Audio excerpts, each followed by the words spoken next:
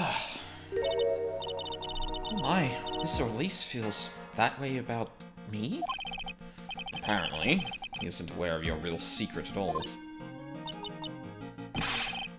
This is no time to be embarrassed. I'm sorry. I'm just hardly accustomed to that sort of thing. Worry not. In any case, whatever it was that he saw on the night of the incident, mark my words, I'll drag it out of him. Does that mean Mr. Larice is the witness today? No. I believe that none will be the first to take the stand. Sister Bikini? She claims to have seen the very instant in which you carried out the crime. I just want to ask you one last time. It really wasn't you who killed Elise Dunim, correct? That is correct. It wasn't me. Very well then. Mr. Edgeworth? Yes? You are a prosecutor, aren't you? Are you sure about this? If your true identity is revealed... Don't worry. I've made the necessary arrangements. I see. Iris, it is a prosecutor's job to doubt people. But right now, I'm a defense attorney. A defense attorney's job is to believe in people, and to believe until the bitter end. That's a nice change of pace from Edgeworth. I honestly wondered whether he was going to be just still kind of a shit in this situation, but it looks like he's at least like, no. Prosecution, I will find the truth no matter what. In defense attorney, I have to believe my client is innocent. Although, like, I guess considering what happened in the second game, I'm actually surprised they're going down this route. Because this would be an interesting time. Well, maybe this is the ideal Edgeworth goes with, and he's kind of tested when he's pushed into a corner, maybe? I don't know. It definitely felt like they were setting up a dynamic in the second game, at the end of the second game, where Edgeworth is still ruthless, but isn't there for the win, is there to seek the truth. So it's interesting that here he's observing that, no, I should be believing Iris. That's what my friend told me once. Mr. Edgeworth, I simply ask that you watch and decide for yourself whether or not I am fit to do the task I have been entrusted. Oh, okay, yeah, then it is really like, I'm gonna give this a shot, but... Ah, yes, second game, yes. Yeah. It's that one Pop Team Epic meme of, ah, yes, I understand what's going on. I leave my defense in your capable hands.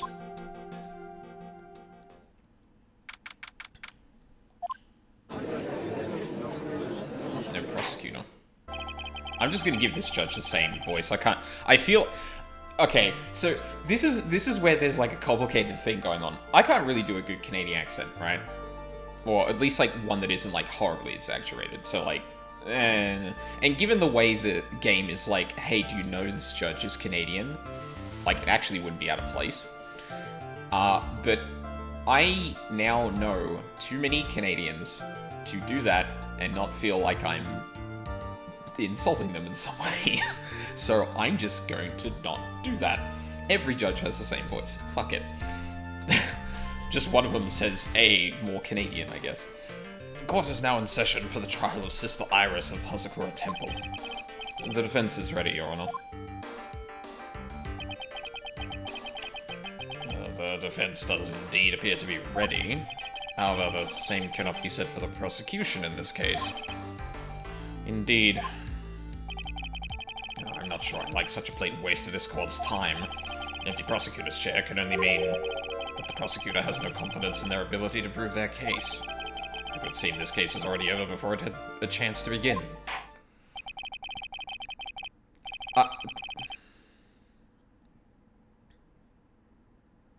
Okay, hold up. Was this what Edgeworth meant by preparing a specific prosecutor for this? That they'd turn up late and make the case look bad? Because Edgeworth...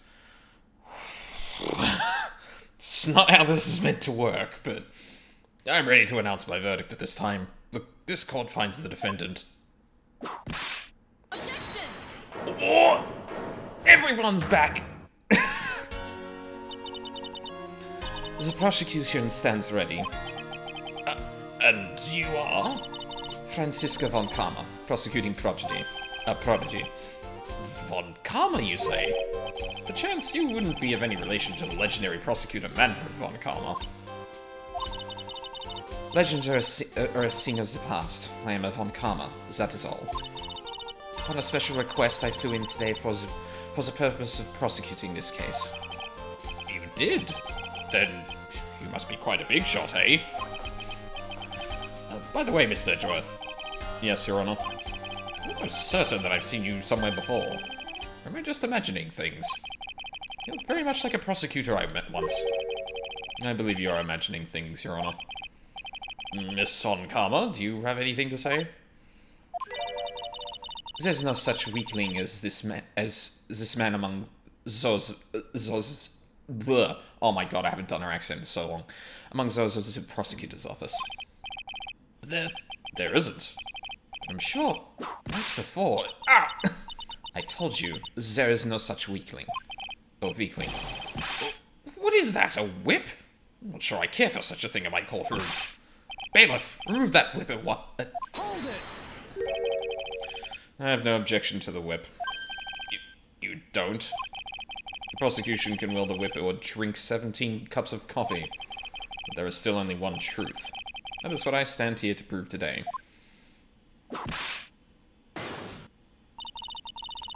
This promises to be interesting, Miles Edgeworth. I had expected to face Phoenix Wright here today. But looking at you now... Maybe this is what I have been waiting for all this time. Miles Edgeworth, I will not allow this chance to crush you slip through my fingers. I see you brought your flair for the histrionic. Allow me to add the things I'm not sure about. Wait, what? Allow me to add the things I'm not sure about. Add to the things I'm not... Oh, add to the things I'm not sure about. Ugh. Did she attack the judge? Yes. Yeah, she did. Anyway. Allow me to add to the things I'm not sure about. People acting bizarrely in my court. Oh. The stage is set. Now with the now continue with the proceedings, Your Honor. Oh, very well. Miss von Karma, please give an outline of this case. With as little whipping as possible. The murder victim is the famed picture book author, Miss Elise Dunim. Her body was found in the Hazakura Temple courtyard. She had been stabbed through the torso by a ceremonial sword from a golden step. Ooh, Jesus Christ.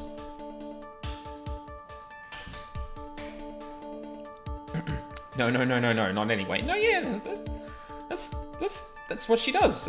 It's fine. Don't worry about it. From a golden statue. The sword in this picture. Is the weapon in question correct? Very well. The court accepts this photo of the crime scene. Right photo added to the record. There's no mistake. This was the doing of Sister Iris. Let's take a quick look at that.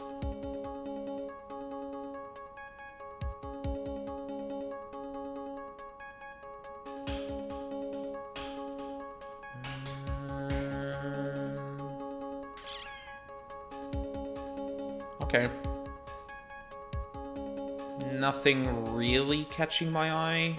Like, really faint footprints here. It looks like there might be a couple here too. I'm a little worried about it. There's no need for concern. Pretty sure she's not going to whip Edgeworth, so we're good. It's fine.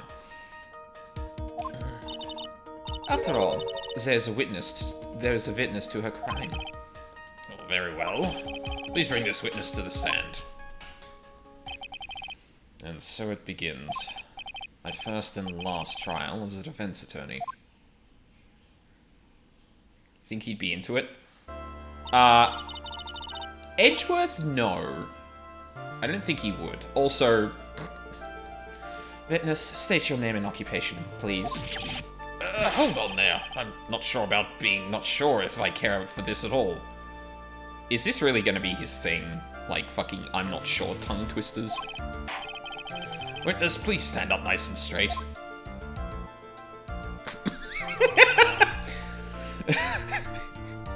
I am standing up straight. What the hell do you take me for?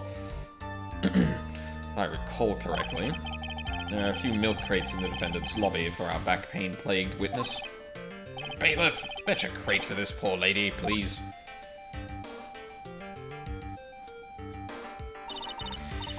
Once again, your name and occupation, please.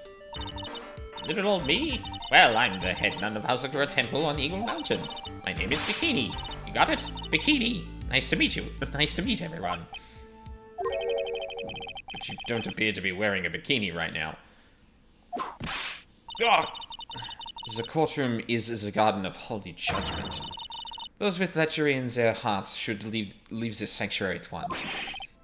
You want me to leave? No need to get your bikinis in a twist. Let me tell you, I'm a sight to behold in summer. I love this woman. Good on her. Yeah, I already read that. In any case. Witness, I hear that you saw the crime take place on the night in question. That's right. I can still hardly believe it myself, to be honest. There's no way dear little old Iris could do something like that. Do anything like that. Let us hear what you have to say, then. First, tell us oh my god, he actually does say a boot. Tell us about your own movements that night, eh?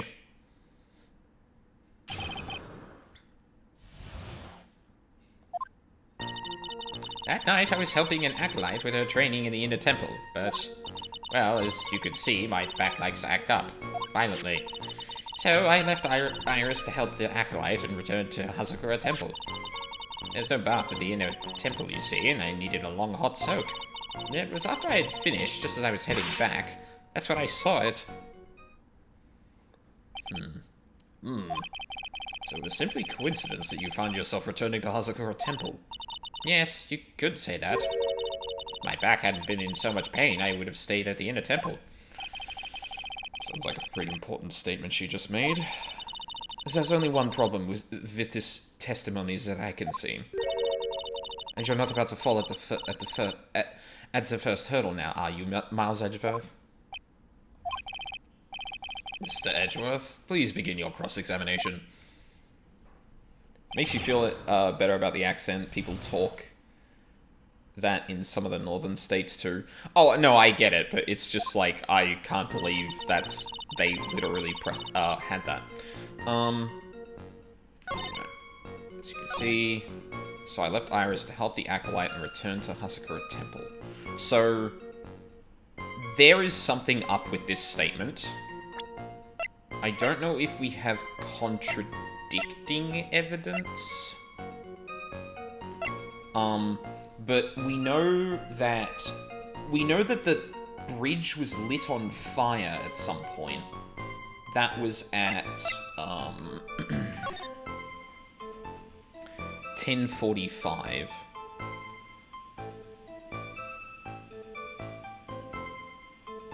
And according to Iris, she didn't leave.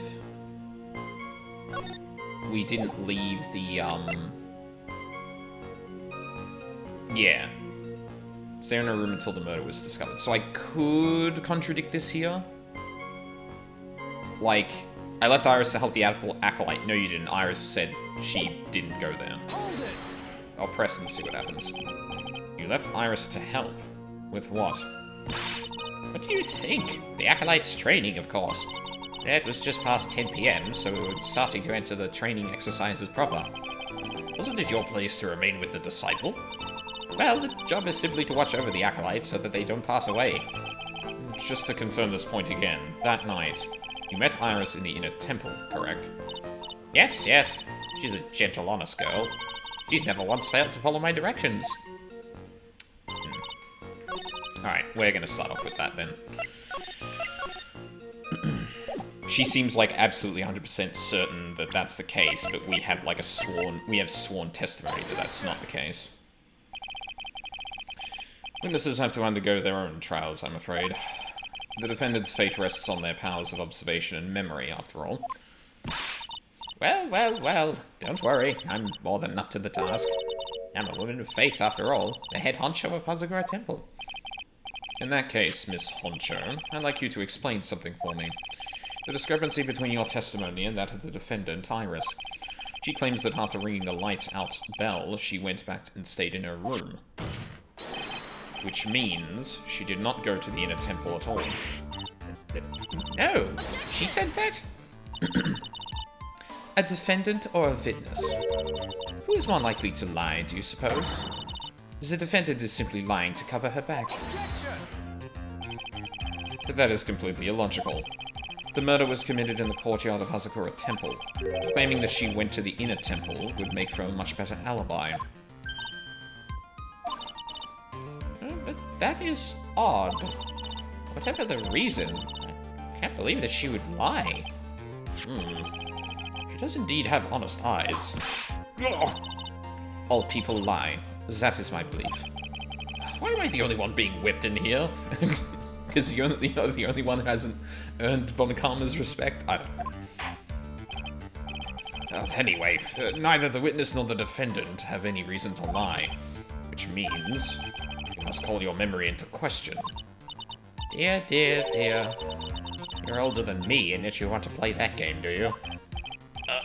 Well, that isn't exactly what My memory is perfect, crystal clear, especially in winter. Then, I suppose it's too early to end this cross-examination, eh? Miss Edgeworth, if you are going to question the memory of this witness, you will need to show me a more decisive piece of evidence. Understood, Your Honor. I was naive to think that alone would do the trick. Please add your comments about Iris to the testimony. And let us return to the cross-examination. That night I was helping an acolyte with her training in the temple, but as you can see, my back was acting violently. Iris came to the inner temple. She was dressed exactly as she had been at dinner. There's no bath at the inner temple. Oh, that's different. Are you sure that you're not making a mistake? You, young man, need to get your estimation of me up from the floor. Iris always wears the same clothes. The smallest thing out of place would have stood out like a sore thumb to me. You're making a mistake, thinking I made a mistake. An excellent finish there, witness. Still, I have to wonder.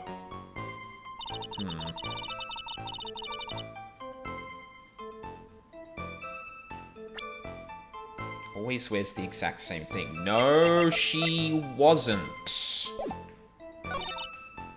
No, she was not. She gave that to Phoenix before she left. Witness, let's get one thing straight. The defendant whom you claim to have met, she was wearing this demon warding hood, correct? Of course. It is a very important piece of clothing, I'll have you know. Wait a minute. Hold it right there. Why do you have that? What's that? That's the question of the day now, isn't it, Miss Von Karma? I'll have you know that this hood was given to someone as a gift that night, before the lights-out bell was rung. What? You know where I'm going with this, don't you? If the witness had seen the defendant as she claims, then the Iris she saw should have been missing this very hood. Well... Oh my god, I actually put it in all grades. She's so short! It's not a bad feeling at all, exposing contradictions like this. Now I understand that happy look on Wright's face every time he does it. Order in the court. Sister, this hood. You have spare ones around the temple, don't you? Spares? Well, I do tend to make too many of them. I see. A stockpile. Surplus of hoods, eh? Each nun is only given one hood. This should be the only hood that Iris owned. This is quite strange.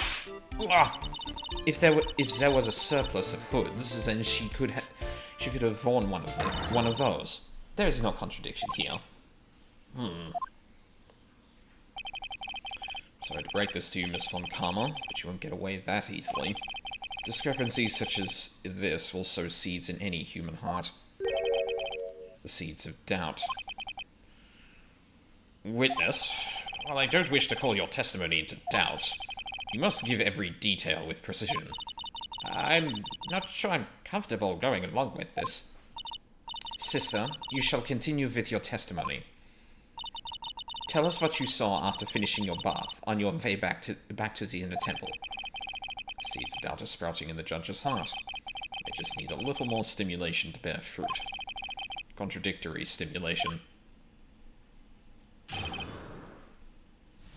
Why stimulation?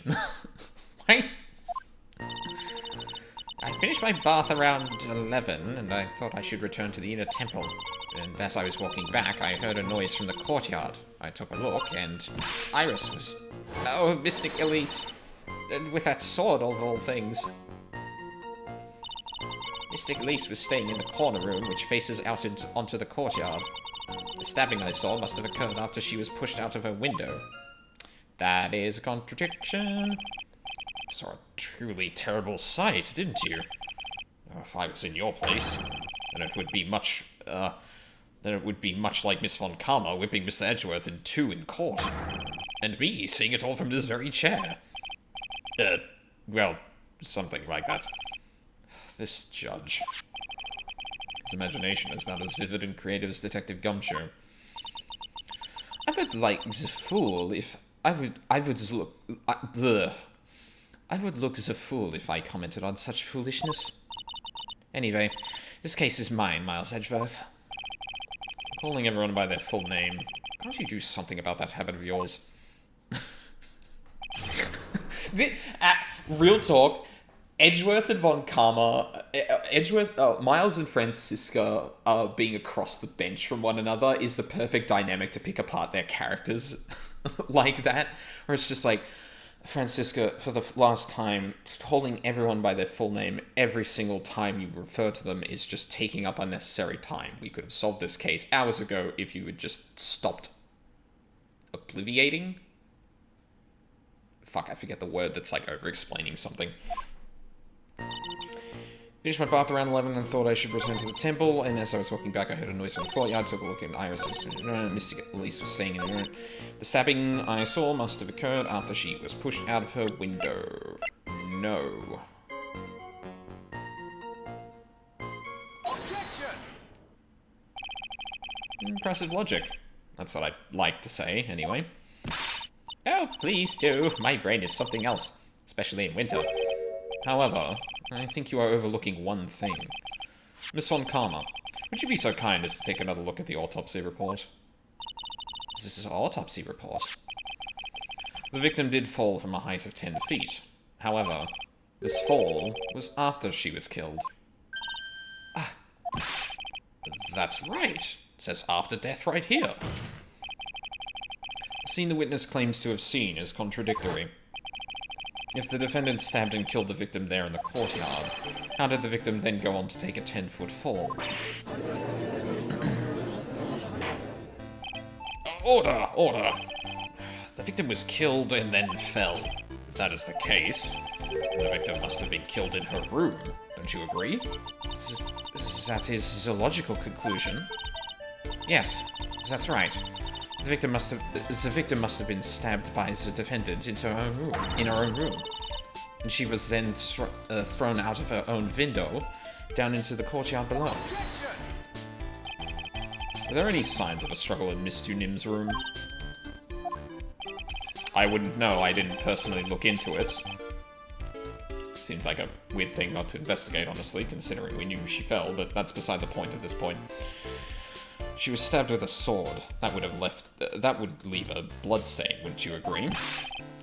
Well, Miss Von Karma, was there any blood? Ugh.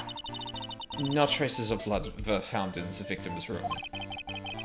Your weapons just caused traces of blood to be found in my glorious playoff beard. However, if there was no blood in the room, then your claims... I'm sure there's no need for me to go over this, as I'm sure Your Honor is well aware. When a stab wound produces the most blood. When it produces the most blood? Very little blood is actually lost at the moment of a blade's insertion. if you want to talk about when the most blood would be lost from the body, that would be when the blade is removed. Hey Diz, how's it going? Get it? Because Canada and hockey. Get it, player? Yeah, I get it. Indeed, with the weapon still in place, it acts like a lid on the wound. That's true. If the weapon's still in the body, there wouldn't be much bleeding. Perfectly reasonable line of thinking. We have come to a conclusion then. The victim was thrown out the window with the sword still in place. This removes all the contradictions. No, it doesn't. Because Bikini suggested that Iris stabbed her. If she saw Iris touching the sword after the body had fell, then that doesn't mean that she's... Yeah, she's the last one early today. Doing okay, just frustrated with the sketch I'm trying to work on. Oh, rude. Order! I must admit that this is a probable version of events. I'd expect no less from Franziska von Karma. She locates and takes control of every vital point. It seems that we need a clearer testimony from the witness. Remove all supposition on your part and tell us only the facts, please. Witness, please, remain standing on the crate. What? Don't go selling me short now. What? The weight of winter snow has bent me out of shape, especially my back and my mood. Sister, please give us your testimony. I will give you a vigorous massage once we are finished here. With the whip. That's actually a pretty pertinent question, honestly. Oh boy. Alright.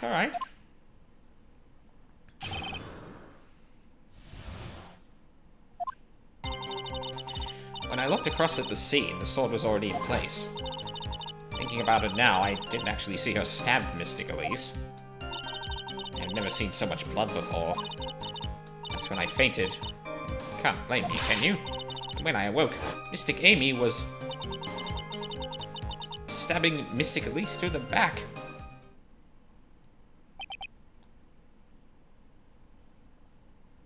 Yeah, that was something that struck me that I didn't, think of earlier. So, Bikini claims to have seen Elise holding the sword while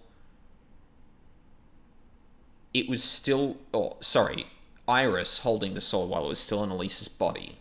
She faints, and then the body has been moved underneath the statue in such a way that the sword directly enters her back.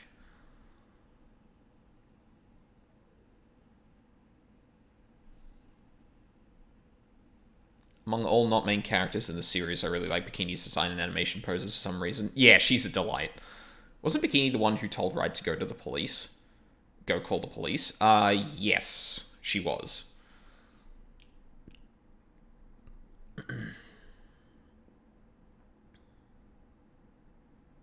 Would that have had to happen after seeing this then? Well, what Bikini is saying is that this was the scene she awoke to after fainting. The weird thing is that there's no extra blood. Like, the body clearly wasn't moved. Or... Actually, I don't know. I actually don't know what to make of that. But it's something. This all confirms Miss Von Karma's theory. Von Karma's strive for nothing but perfection. Putting together such facts is nothing for me. You should know that, Miles Edgeworth. Perfection is an impossibility, Franziska Von Karma. I'm here to teach you just that. Didn't you just rag on her for saying full names? I guess you were talking about out loud, but, like, way to ruin it in your own monologue, Edgeworth. Okay. After this little bit here, I'm gonna have to take a quick break because my laundry's probably done.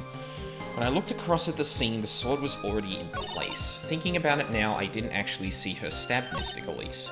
Never seen so much blood before. That's when I fainted. You can't blame me, can you? And when I awoke, Mystic Annie was stabbing Mystic Elise through the back. By Mystic Amy, you're referring to the golden statue, correct? Just stabbing someone with the Shichi Shito, a sacred treasure, is terrible enough. To then make Mystic Amy hold the blade. Truly, a heinous, despicable crime. It's as easy to despise something. Anyone can do it. However, there's something that cannot be done so easily. Whatever it is, I'm sure it's doubly hard for you. Anyway, what is the problem? Exactly why would the killer set up this gruesome scene? Can anyone explain the reasoning behind that? No, I don't think I can. There isn't always a logical reason behind why someone acts. That's true, so true. Early spring, for example, I often find myself... There isn't always. That phrase might come in handy someday. There are too many unnatural elements in this case. Why was it necessary to use the Shichi Shito from the Amy statue as a weapon? Why was the weapon ultimately placed back in the hand of the statue? If I can expose the flaws in this testimony, perhaps then I will begin to find the truth.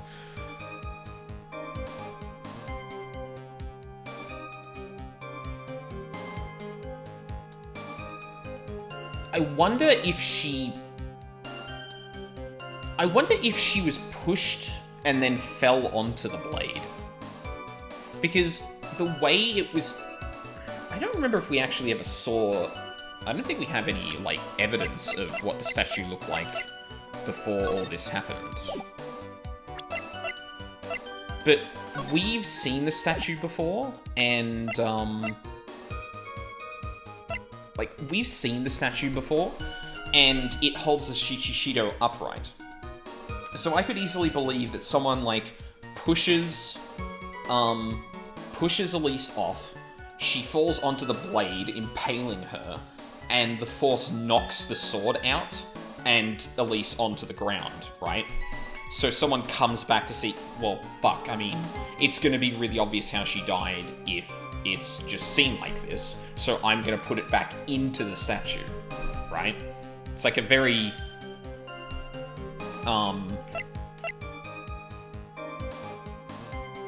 wow, that comment just left me. Good, great, love that.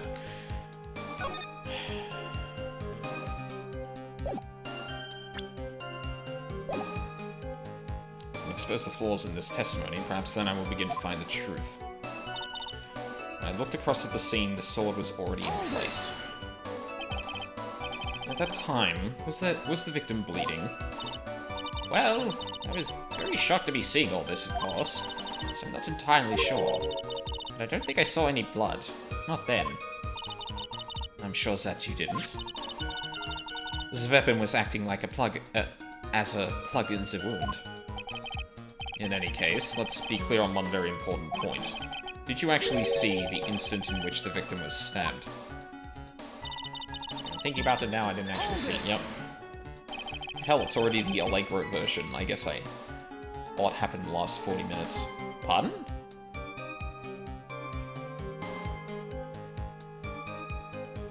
Oh, right, yeah. Sorry, I follow you now. Would that have had to happen after seeing this, then? Oh, that was a thing we already looked at, or discussed. Think carefully. This is very important. Yeah, it's Iris we were talking about here. I'm thinking for all I'm worth. No, when I looked over, the sword was already in Mystic Elise's body. It might not be conclusive, but this testimony supports her theory. The victim was stabbed in her room and then dropped into the courtyard. I think this proves it rather well, Mr. Miles Edgeworth.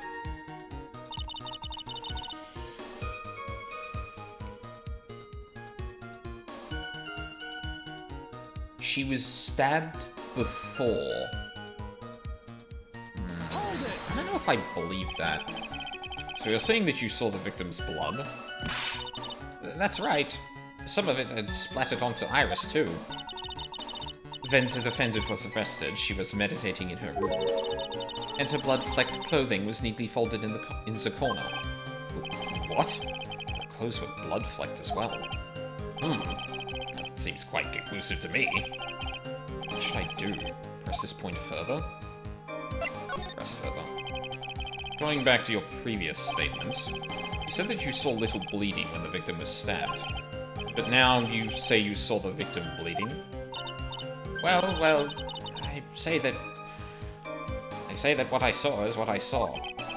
What did you see? I didn't see the poor woman get stabbed, but I saw the girl pull the sword out of her, plain as day. Pulling the sword out. Well, it wasn't exactly pulling. It's more like it came out. Witness, you'll add this statement to your testimony. Oh, was that important? Bikini, please. More important than you can imagine. They saw that the instant in which the blade plunged into the hilt was smoothly drawn out. Smoothly, you say? You're saying you saw the sword smoothly slide out? That's right. But the whole thing happened right next to the gold statue of Mystic Amy. Mystic Elise was on the ground, and Iris was stooped over her. The sword was buried up to the hilt. When Iris stood up, the sword in her hand just slid out of Mystic Elise's body. It slid out from that gaping wound. It goes without saying that if the sword was removed there would be bleeding. Nothing out of place here. Is that really the case? I can't help but feel that something about this testimony is very out of place. Something which couldn't possibly have happened appears to have happened.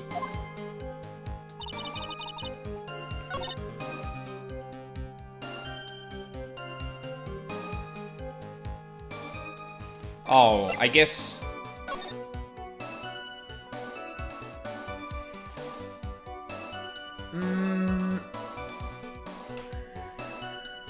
I don't know if this is a contradiction as such, because this is after she fainted.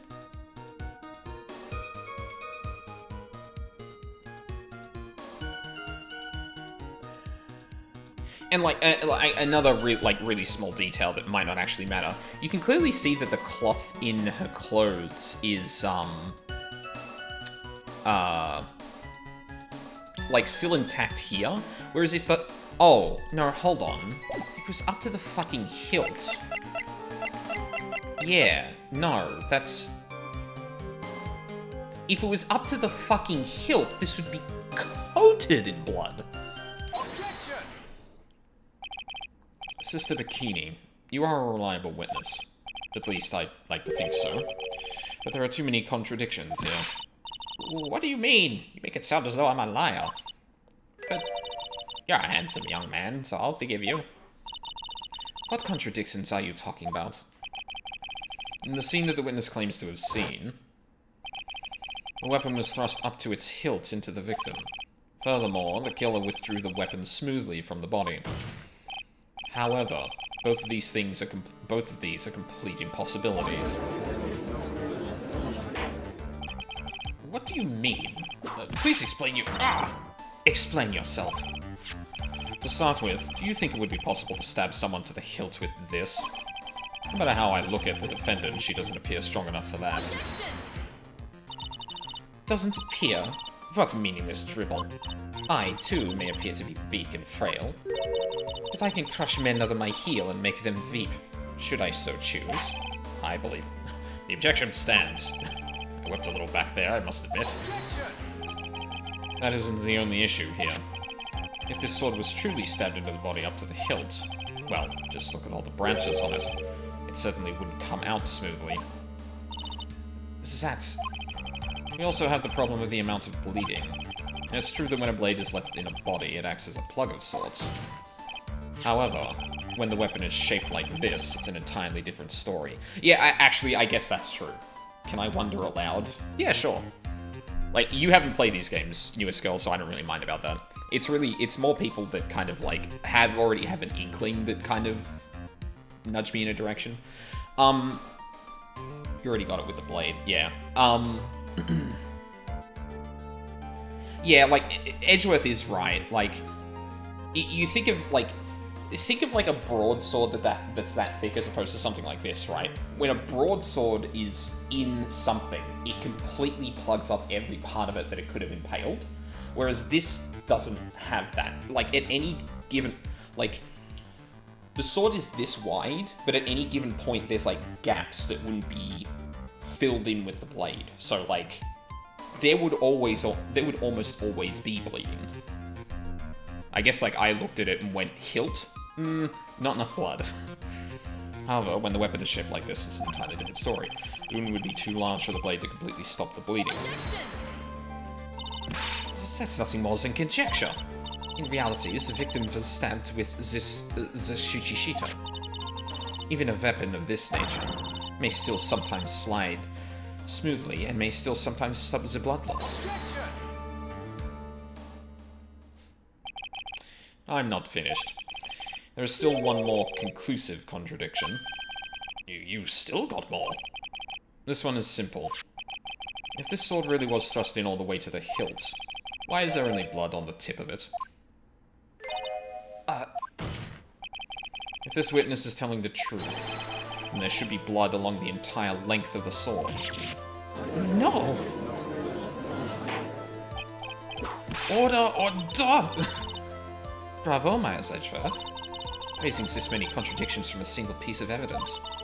All the other attorneys I know could maybe manage one, if that. What does this all mean? You've proven contradictions regarding the murder weapon, but having come this far, there can only be one answer. And that is... the weapon used to kill the victim was not the Shichishito. What? A foolishly foolish idea brought from the foolish mind of a foolhardy foolish fool. Let's examine this again. What was it that made us think this sword was the murder weapon? Well... it's because Mystic Amy was holding it. Exactly. However, if you reflect on this, that is the only basis we have to assume such a thing. The impression left by the scene was just too strong. That is what influenced us. It influenced us to believe that the Shuchishito was the murder weapon. Order! So maybe the Shuchishito was not the murder weapon. Even if that is the case, it changes nothing, Miles Edgeworth. The sister here saw everything. She saw the defendant stab the victim with a sword-like object. No, she didn't. We literally just established that she did not see that, Von Karma. That's where I was too, yeah. Your response, Mr. Edgeworth? If that is so, I would like the prosecution to answer the obvious question it raises. The obvious question? Yes. Namely, where did the real murder weapon disappear to? It goes without saying that the police searched the main hall and the surrounding area. Perhaps the prosecution can enlighten us as to if a sword-like object was found. That's... Answer the question, Miss Von Karma. No evidence of that kind was found. Another mystery to throw onto the pile. A trial without a murder weapon is a tricky beast. Excuse me, could I say something? I just remembered something, actually. What is it, sister? I was just thinking, it's possible that just maybe what actually happened was... it was just over there. What exactly are you going on about here? The murder weapon, I mean. Maybe. I think I might know where the sword was disposed of. You what? Well then... I think we need to... I think we need to hear testimony from you one more time, sister. Impossible! What else could this old woman have seen? Well, I don't think it's what she's seen, it's more like her knowledge of the place. I'm gonna take like a really tiny break just to hang out my laundry and then I'll be right back. Kinda need this shit to dry today. So, yeah, I'll just be a sec.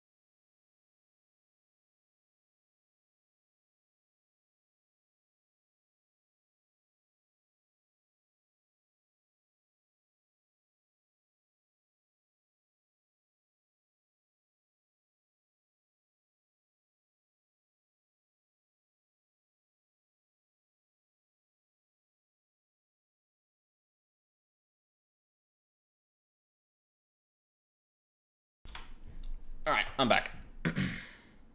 Probably should have advanced the text a little bit so there was music, but... Oops. I saw the murder at around 11 PM, and after asking that it be reported, I went out to the main gate. And I saw tracks. Tracks that indicate the snowmobile had been used. It takes 15 minutes to walk to Dusky Bridge, but less than 5 using one of those. Maybe they threw the weapon into Eagle River and came back while I was knocked out? Iris could have done that. She can drive a snowmobile after all. Oh, I should put you on charge.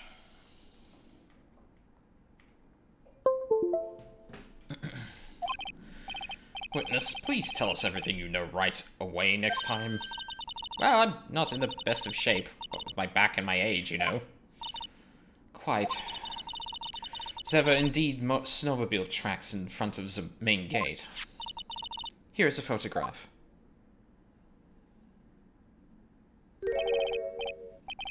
A snowmobile, eh?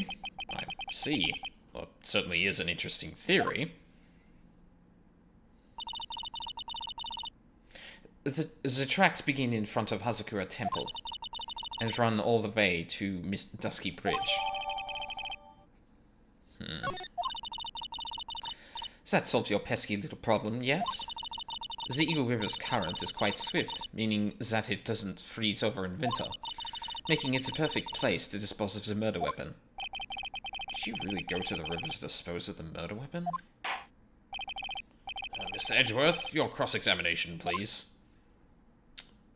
I'm not actually sure how to... Doesn't it take 20 minutes to make that walk, if I'm remembering the start of the trip correctly? Yeah, it was something like 15 or 20 minutes, either way. It probably takes less if you're running, obviously, but yeah. I saw the murder at around 11 PM. After asking that it be reported, I went out to the main gate, and there I saw tracks. Tracks that indicate the snowmobile had been used. It takes 15 minutes to walk to Dusky Bridge, but less than 5 using one of those. Maybe they threw the weapon into Eagle River and came back while I was knocked out? Iris could have done that. She can drive a snowmobile after all. Do we have anything that suggests the amount of time that the nun was unconscious? One thing I do note about this, actually, is there are footprints and there's the snowmobile tracks. Now, if a person used snowmobile to go forward and back, I would expect to see a set of tracks moving out this way and then the tracks that exist there. But it looks like someone walked out and then drove back with the snowmobile. So it wouldn't be as quick.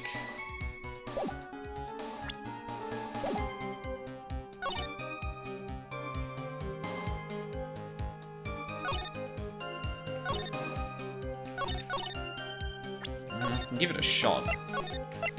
If it's not this, I'll start pressing stuff, but... yeah. I admit, this photograph proves something. It proves that the snowmobile was used on the night of the murder. You finally accepted the inevitable, it seems, Miles Edgeworth. However, if what the witness says is true, then why is there only one set of tracks? Thank you, Miles. What do you mean? Iris left Hazakura Temple, threw the weapon into the river, and then returned. If this was the case, then naturally there should be 2 sets of tracks in the snow. Those from heading out to the bridge, and those from coming back. Ah, you're right. Huh. You're forgetting one thing, Miles Edgeworth. On the night of the murder, it was snowing. The tracks leading to the bridge were erased by the snowfall. This removes your precious contradiction now, doesn't it? I see. While she was at the river, the snow stopped, leaving just the return tracks in the snow. That's not true. Why are the footprints there? What do you have to say? What do you have to say now, Miles Edgeworth? Is there a flaw in her theory? This idea that the snowfall covered one set of tracks. There is a contradiction. The tracks to the river were covered by snow. What a nice theory. However, this one, Karma, that is impossible. Would you care to explain why there is a rude index finger currently pointed in my general direction? No need. The evidence will do all of the talking for me. On the night of the murder, the killer went to and from Dusky Bridge in order to dispose of the murder weapon.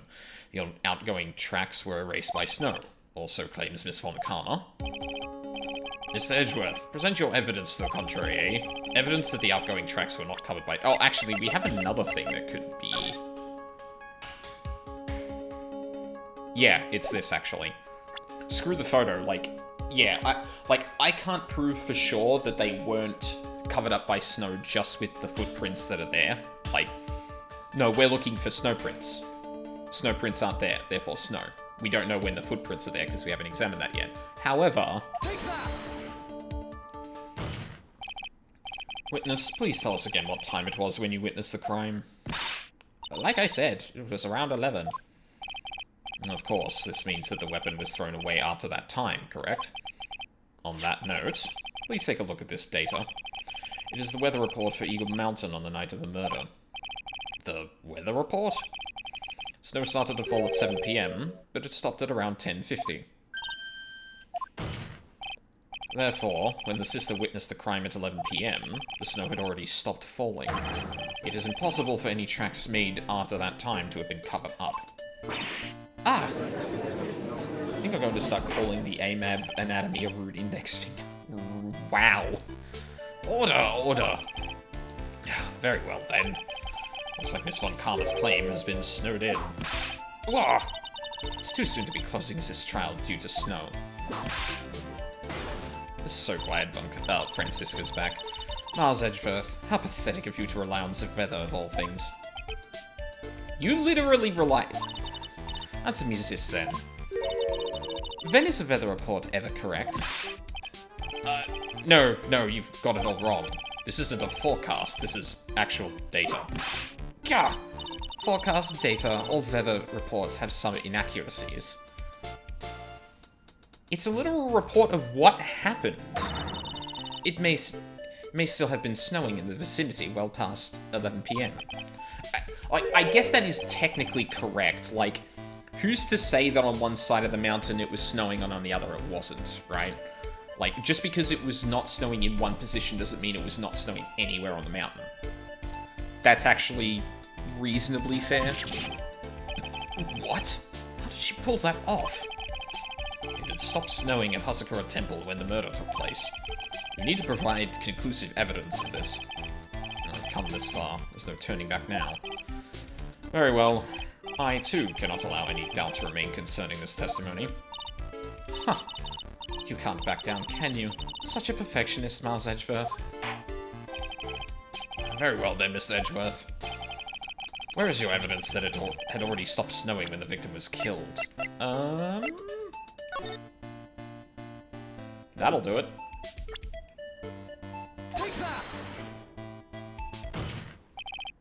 Ultimately, it all comes down to one point.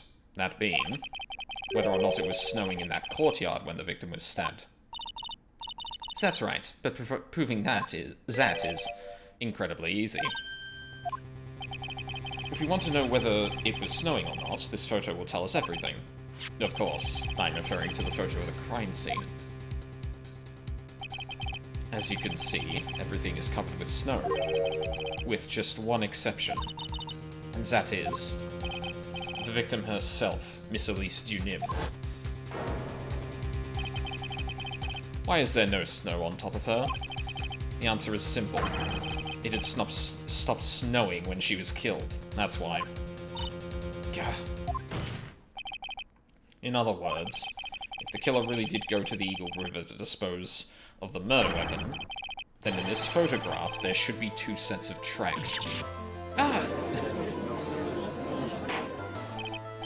Order! Just what are you... Just what are you suggesting, Miles Edgeworth? To be honest, I'm not entirely sure myself, but this is simply what all the facts point to. That night, someone used the snowmobile to leave Hasakura Temple. I don't think that's true. When the tracks left, it can be understood that they were heading for the Dusky Bridge. At that time, it was still snowing. Of course it was, because those tracks were erased by the sun, by the snow. Then when this person returned to Hazakura Temple, the snow had stopped. Thus, the return tracks remained.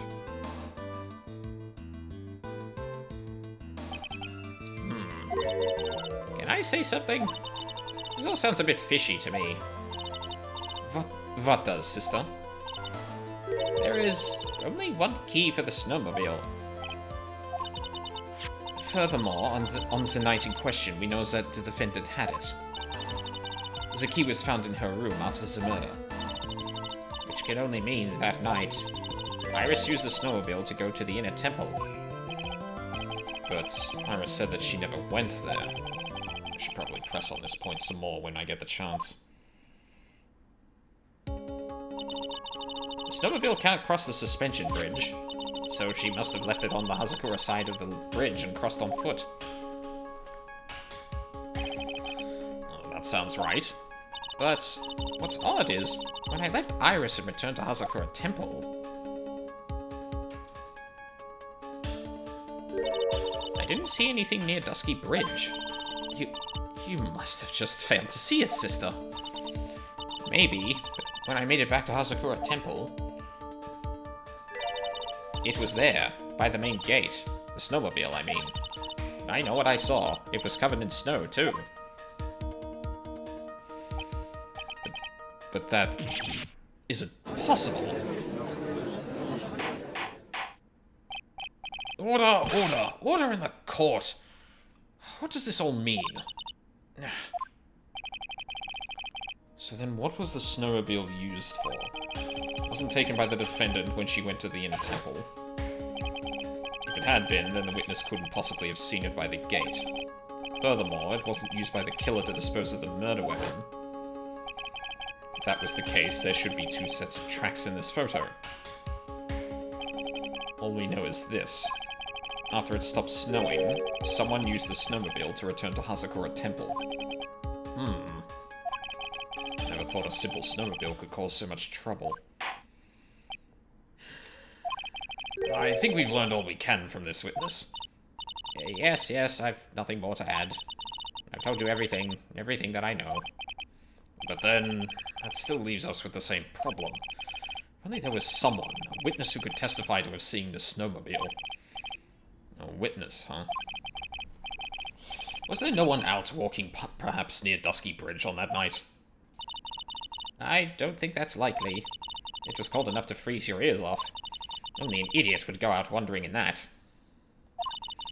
Unless I had something really important to do. That's a shame. Hold on. Something is coming to me. An idiot may very well have gone wandering out on that subarctic night. Your Honor, actually, there just might be one individual who may be able to maybe of help to us. Really? You know of someone, who might have seen the snowmobile on the night of the murder? I don't know for sure if he saw it or not, but there are 2 things about him that do come to mind. Which are, first, that he saw something incredible on the night of the murder, and the second being, this individual that I am thinking of went wandering outside on that cold night. In other words, he is our kind of idiot. Mr. Edgeworth, who is this idiot you're talking about? I mean, deserved, but mean to him. This guy must be a product of Jean-Luc de Leduc's Guide to Obnoxious French Painting. This is Larry Butts, a disciple of the victim, Elise de Dunip. A student? Interesting. And why was he wandering about outside on the night of the murder? That's... Could tell them all about his desires for Iris. It may cost us his credibility as a witness before I even call him. He is, after all, an artist. He was perhaps searching for something in the snowy scenery that would move him. Although I cannot guarantee that this is the reason. And so, this unfortunate, unreliable-looking man, what exactly was it that that he saw. I intend to extract that from him, right here in this courtroom. Summon this youth as a witness immediately. I have no choice, do I? I believe he is in the gallery for this trial. It will not take long to summon him. Very well. Larry. You may have escaped me yesterday, but today I'm going to get everything out of you. The court will now adjourn for a 20-minute break. Miss Von Karma, please see to preparing the next witness. Understood, Your Honor. Good. Well then, court is now in recess.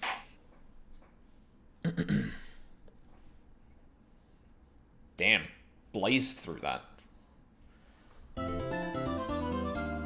Oh no. Yep. Well. Larry time.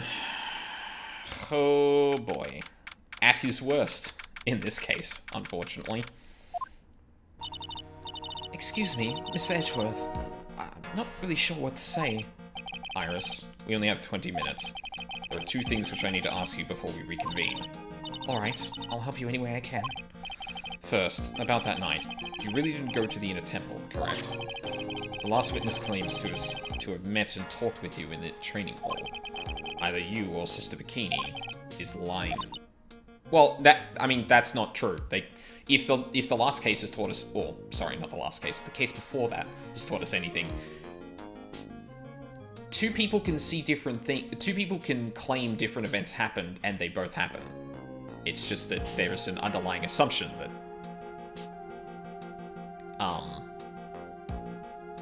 there's an underlying assumption that needs to be changed. Mr. Edgeworth, it is just as I said yesterday. Until the incident occurred, I was in my own room in Hazakura Temple. Very well. The second thing, then. That night, the temple snowmobile was used in between the times Sister Bikini returned to the main hall and when she bore witness to the murder, sometime between 10:30 and 11 PM that night. Were you the one who used the snowmobile? There is only one key for the snowmobile. The only person who could have used it was me. So it was you? But why?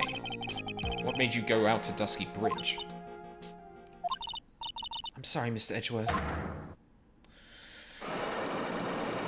Fucking shit. Iris. I can't tell you about that yet. Yet? Not until her safety is confirmed. Her? The safety of the Acolyte. The Acolyte, huh? She must be talking about Maya. You know what really like, I like Edgeworth. I like that we have this dynamic now with Edgeworth being a defense attorney. Like, it kind of turns the whole thing on its head. But I don't have my neutral voice in these scenes anymore, so I'm always doing a voice. That's kind of straining my throat a bit. Iris, look at me in the eye and tell me the truth. Did you kill Elise Dunim? No matter who or what may come, I could never take a life. As I thought. No psycholocks. Very well. It's my job to get to the truth. You'll discover this for yourself soon enough. Is she still stuck? Yeah. Yeah. I believe she's going to be stuck there for a day. Because the weather up until, or until today, sorry. The weather up until this point hasn't been good enough to send, like, a helicopter to get her. And the bridge that burnt down was the only access to that little island in the cliffs, so she's still there. Court will now reconvene. Miss Von Karma, where was the witness? During the break, a man was detained for suspicious behavior in the gallery. Suspicious behavior? He was sketching something, very intensely. Dare I ask what the witness was sketching when he was detained?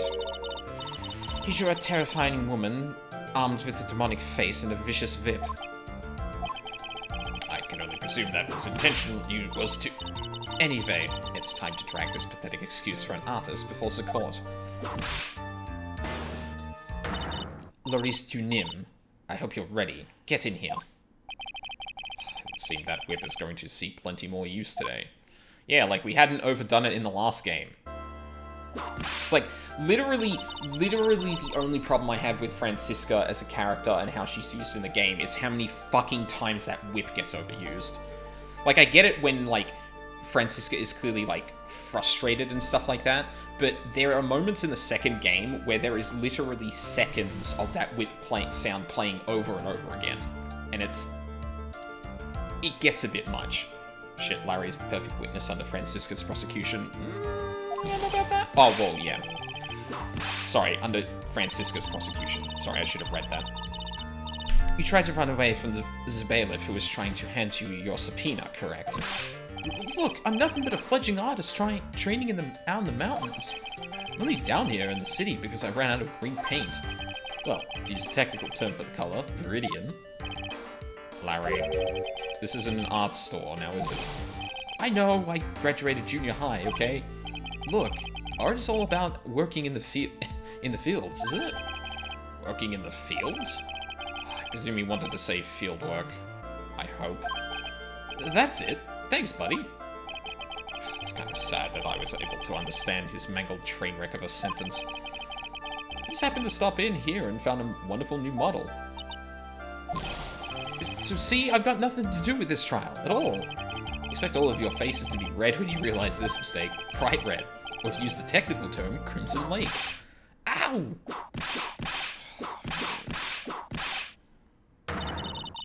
Stop your pathetic blabbering and testify like a man. Refrain from whipping me, Miss Von Karma. Cross-whipping is as bad as cross-checking. Witness, that was all your fault. Testify now. Well, this is too much for me. What I saw. Nothing. I was at the lodge out in the mountains, looking up at the stars that night. I walked to the bridge a number of times, but I didn't see a snowmobile. I didn't see anyone at the bridge that night, either. The girl I was waiting for didn't show up. My teacher died on me. I'm all alone now. Aren't I, Edgy? Witness, please refrain from talking directly to the lawyers during your testimony. I'm just a nobody. Nothing but a small, worthless man, aren't I? Why wasn't I asked for my name and occupation or anything else? Mr. Edgeworth, this man seems to have quite a severe inferiority complex. He's recently been the cause of numerous incidents. I think he's finally realized for himself just how much of a nuisance he has been to other people. Yeah, that's right. I'm behind everything, every case. Watch out, okay? Just touching me will make you eternally unhappy. Well then, let us proceed with the cross-examination. With no touching, thank you. We can delve into other details at a later time. Wait, what? Whatever. Putting that in my Twitter bio. I was at the lodge out in the mountains looking up at the stars that night. I walked to the bridge a number of times, but I didn't see a snowmobile. I didn't see anyone at the bridge that night either. Start from the start. Whatever is the matter, Mr. Edgeworth? This one single statement is so full of contradictions. For a moment there, I thought I was going to collapse. So, witness, any idea as to where these contradictions in your testimony lie? Depending on your answer, I may still stay my VIP. Okay, give me a minute. Well, it was snowing that night, so I couldn't possibly have seen the stars. That rundown shack is hardly a lodge, is it? And even if the stars could be seen, it wasn't like I was there to look at them, right?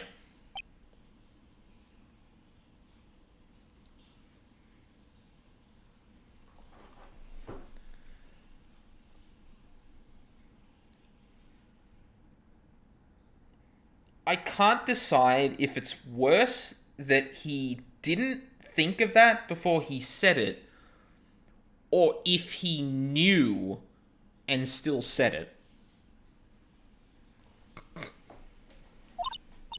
See, you can do it if you try. Ow! There's only one issue here. What you saw at Dusky Bridge. I'm glad I got that. That was good. Walked to the bridge a number of times. A number of times? How many? Maybe, 5 times? I went once every 20 minutes. Which means you spent almost 2 hours at Heavenly Hall that night. You bet. Real love is about waiting for you with your heart in your hands. Love, you say? It was this man's intention to summon the defendant to a small shack, using this blackmail letter. Edgeworth, you literally just talked about how... Well, I guess he's on the stand already, so fuck it. Blackmail? No, that was simply a product of overflowing love. Ah! You huffy-puffy, loosey-goosey excuse for a whimpering, whining vuss of a witness. So, what did you see? For your sake, you saw a snowmobile. Huffy-puffy, loosey-goosey excuse for a whimpering, whining wuss of a witness, eh? I really wish that the judge got, like, confused about what Von Karma actually said and tripped over his words. That would have been better. Well, you see, being called those names doesn't seem to bother him at all. I didn't see a snowmobile. I didn't see anyone at the bridge that night. Larry, you really didn't see it. Hey, no need to hit your desk. I can hear you. I didn't see it. I didn't see a snowmobile. Larry, say snowmobile for me, please. Snowmobile. If you truly have nothing to hide, then why are you stammering like you just flew over a cuckoo's nest? Shut up! What is this? I don't know. Don't ask me. Seems I'll need to start from a more obvious contradiction. To strike the blow that will finally get him to spill the beans. Hold it! So it's got something to do with the snowmobile then? You didn't meet anyone. That's right, because I've got nothing to do with this. And I'm just here to buy some Viridian paint, okay? Come on, I expect to see those Crimson Lake faces now. It would appear that simply pressing him isn't going to be enough, Mr. Edgeworth. Indeed. It seems that he's going to claim to have nothing to do with this to the very end. I don't want this guy to cost us any more time. I need to slice through his obvious contradictions and keep things moving along. Reasons I can't explain. Every single time Edgeworth starts by saying Larry, it makes me laugh. Yeah, it's just like... You can feel the years of having to deal with this guy coming out every time he says Larry. Okay, I didn't see a snowmobile.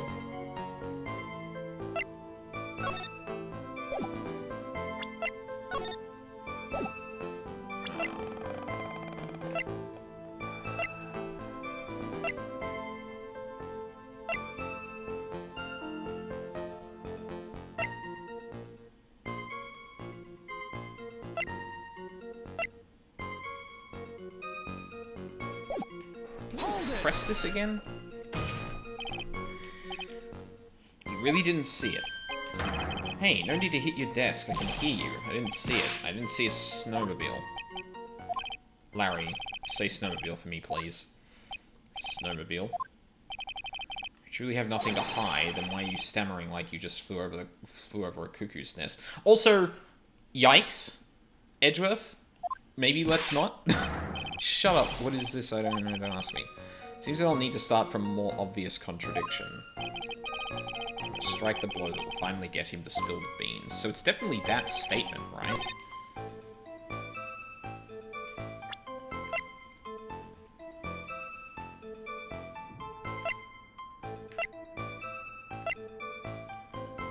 We saw Phoenix that night. Oh, yeah, I guess he did.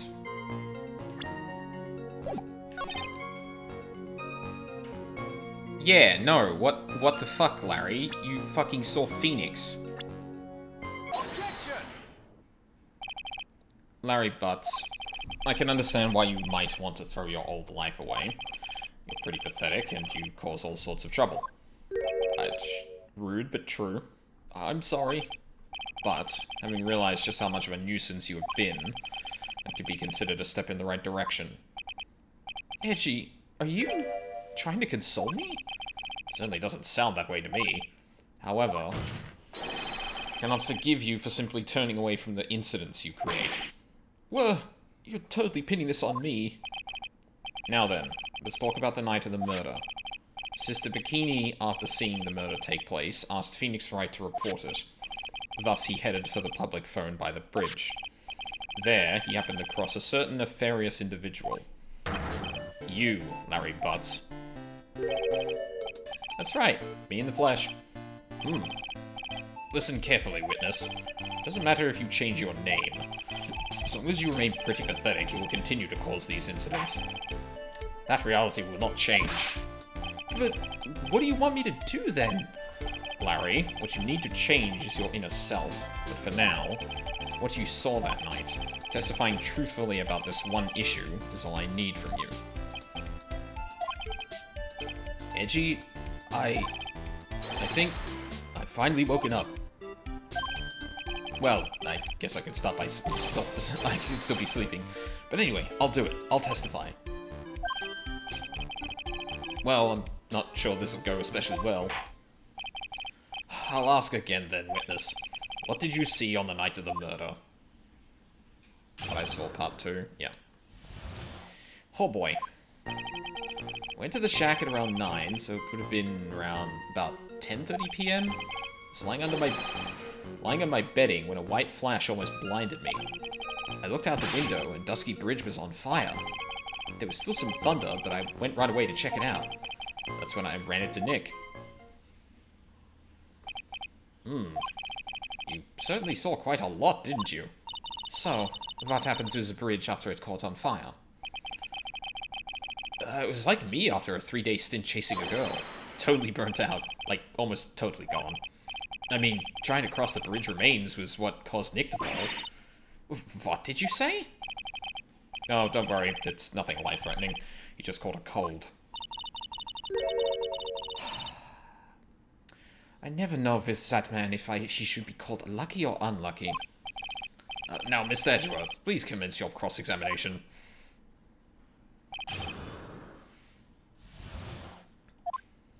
I went to the shack at around 9, so it would have been about 10:30 p.m. I was lying under my bedding when a white flash almost blinded me. I looked out the window and Dusky Bridge was on fire.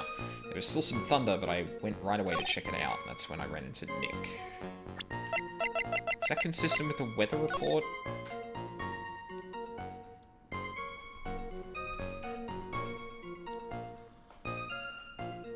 Lightning struck the bridge at 10:45. Is that really something to call him out on, I wonder?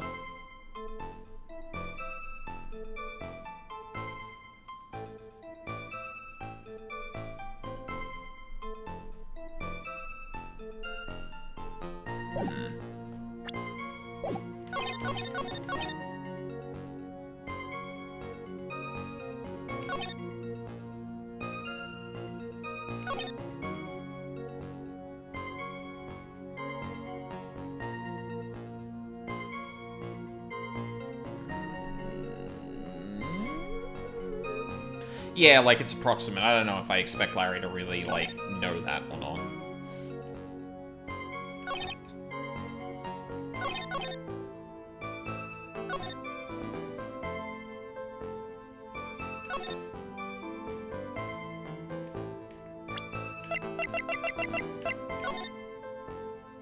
Lightning 10 to approximately 11 p.m. Lightning struck Dusky Bridge at 10:45.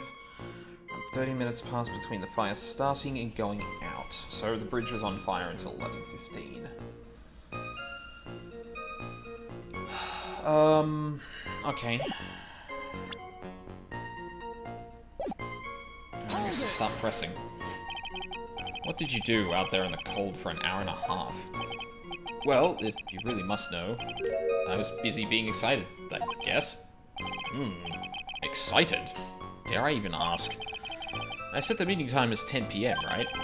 But I couldn't wait, and I thought she might come early, too. Well, it appears she didn't come at all in the end. Because they never arranged to meet in the first place, did they?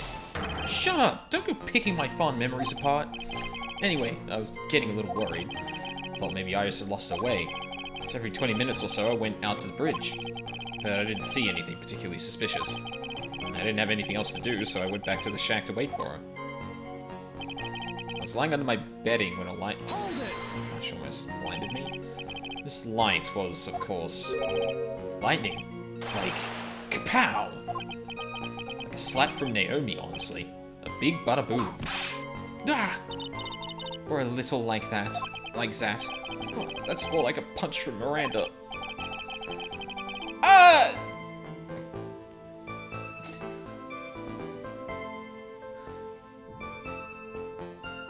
I don't know if I'm the person to really examine that, so we're just gonna move on for now. Witness, did you actually see the lightning hit the bridge? Well, I was a bit startled by the flash of light, so... Looked out the window and Dusky Bridge was on fire. Seeing that, what did you do? What do you think? I was burning up as well, from the fire in my heart. And that's why you went to take a look at the bridge? Well, to be honest, it's freezing cold, so at first I thought, forget it, I'm not leaving my covers. But it had pretty much stopped snowing, so I don't know, I changed my mind. Not sure I care for the forget it attitude you had at first, Witness. There was still some thunder, but I went right away to check it out. You said right away, but exactly how long after the strike was that? Lightning fell, and then the bridge caught on fire. Maybe around 5 minutes? I mean, I suddenly thought, gotta go check this out. How far is this small shack from where you were in the bridge? From shack you were in from the bridge? Hold on. Well, it pretty much stopped snowing. I guess about a 5-minute walk? How did Dusky Bridge look when you got there? Like I had recovered a piece of my childhood. I mean, not even the bonfires kids make during school camping trips can compare. Well, should I press him a little... why didn't you call anyone? Why did you go to the bridge?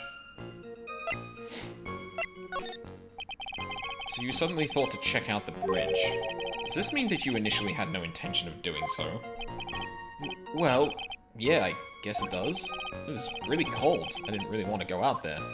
If that's the case, why did you change your mind? I would like to hear your reasoning. In which case, please give testimony to that effect, Witness. My reasoning? Okay. Reasoning, is it? Never thought I'd get a chance to see something so big burning. So you decided to go and see what was happening. That's right. We're talking about a massive suspension bridge burning to the high heavens. It's not something you see every day. Real like, really special? I really trust a witness who is unable to pronounce spectacle. Life seems to love hitting this poor witness below the belt. Well, my motto is to hit life back as hard as I can. Ah. I'll give you a few hits too, if you'd like, with my VIP. You told me about the burning bridge yesterday, but there's still something that doesn't quite fit. Looks like, despite his change of heart, Larry still isn't telling us the whole truth. I wonder if I can change the last bit of testimony. Hold it! You said right away... Yeah. Why didn't you call anyone? Larry, let me ask you one thing. What is it, Edgy? What's with the serious face? Why didn't you call anyone? Huh? What do you mean? Normally, when faced with the towering inferno, one would try and tell someone. There was a public phone right by Dusky Bridge, correct? Well, of course I thought of doing that. So then, let's hear why you didn't. Huh? Yeah, okay. A reason. My reason? Isn't that I didn't try to tell anyone, I just didn't have time to, okay? Didn't have time to. I arrived at the bridge and Nick showed up less than a minute later. You claim to have arrived at the bridge at the same time as Wright. Yeah. I thought I'd better tell someone about this. But then Nick came up yelling about murder. It totally made me forget about the bridge. I was pretty much out by then anyway. What's this feeling? I suddenly have a terrible case of unease. It was after contacting the police that Phoenix Wright fell from the bridge, correct? Yeah, that's pretty much it. More or less. Told me about the burning bridge yesterday.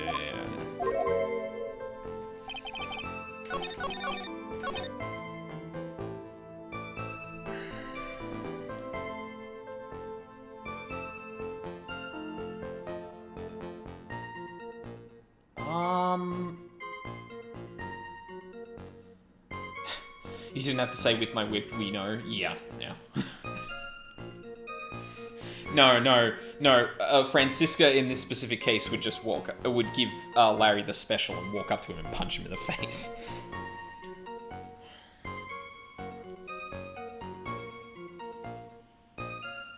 This was at 10:30?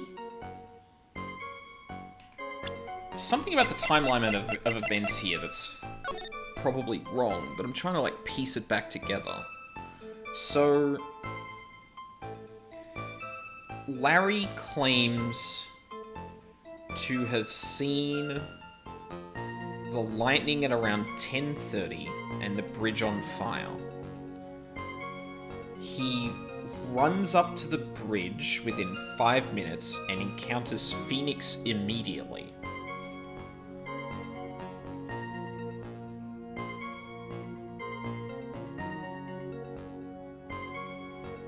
Larry then goes to call someone.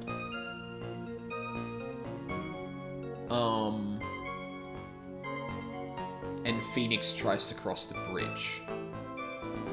Larry also said that it's not in his testimony, but Larry also said that the fire was almost out by then.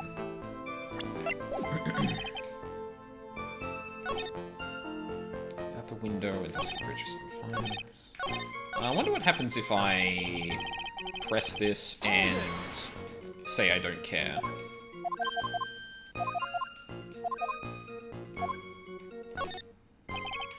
I don't think we can expect any more relevant information. Probably best to turn to other leads. Witness, please continue your testimony.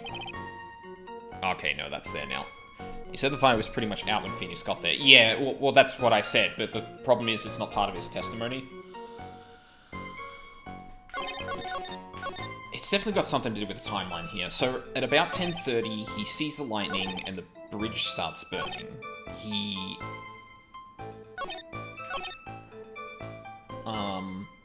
There was still some thunder, but he went basically right away. So, roughly like 10:35, 10:40, he shows up at the bridge. And then Nick comes along at least a minute later. Now, Bikini claims that the murder took place at 11, which puts Phoenix at the bridge at around 11 instead of like 10:45 or whatever that would add up for Larry.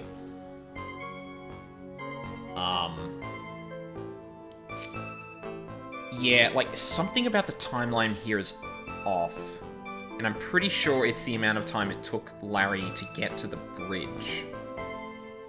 Or the amount of time between him getting there and Phoenix appearing.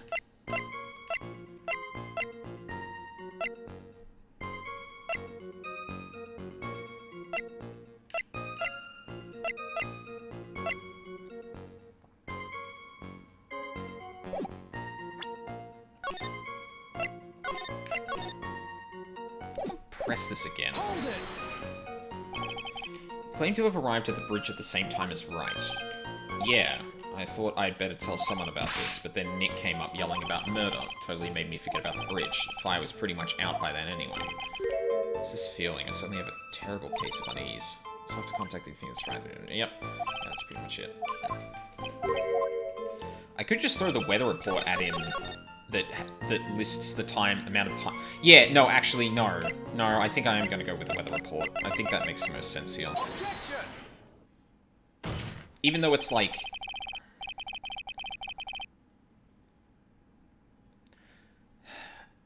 I don't know if I like that one. Like, I want to see the reasoning here, because maybe I just didn't grasp the like, obvious reason that this is incorrect, but... Yeah, something about this wasn't lining up, and... Yeah. Your very existence being a contradiction, I'm not sure if you can grasp this or not. What the hey, Edgy? You make me sound like some sort of alien. But your testimony is conclusively contradictory. The problem here is time.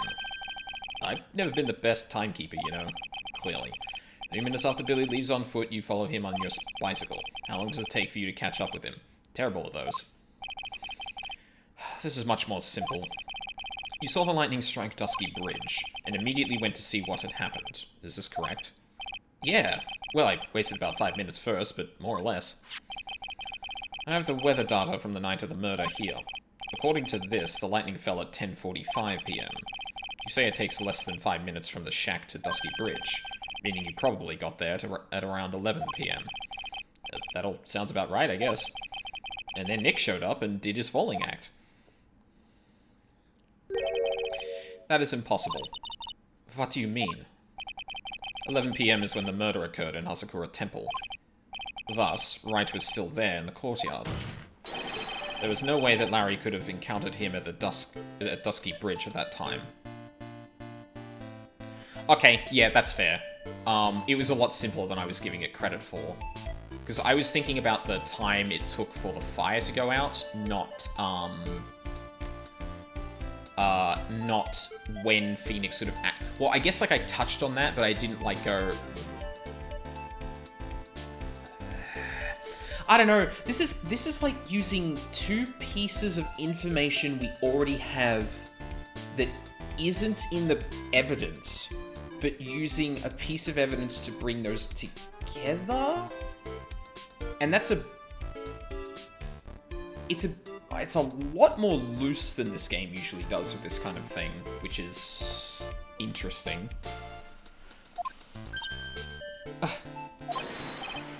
Excuse me. I have an objection. You do? Edgy, how many times do I have to say this? I'm not Larry. I'm Laurie's to... Ah! It has not been proven that the murder occurred at 11 p.m., as the sister only said around 11. In which case, it could have been earlier than that. No, it takes too long to get to the bridge by foot. Since that. Watch your footing there, Miss Francisca von Karma. The slope ahead is slippery. But there is still no way that Wright could have been at Dusky Bridge at 11 p.m. And why not? It is clearly written here in the weather data report.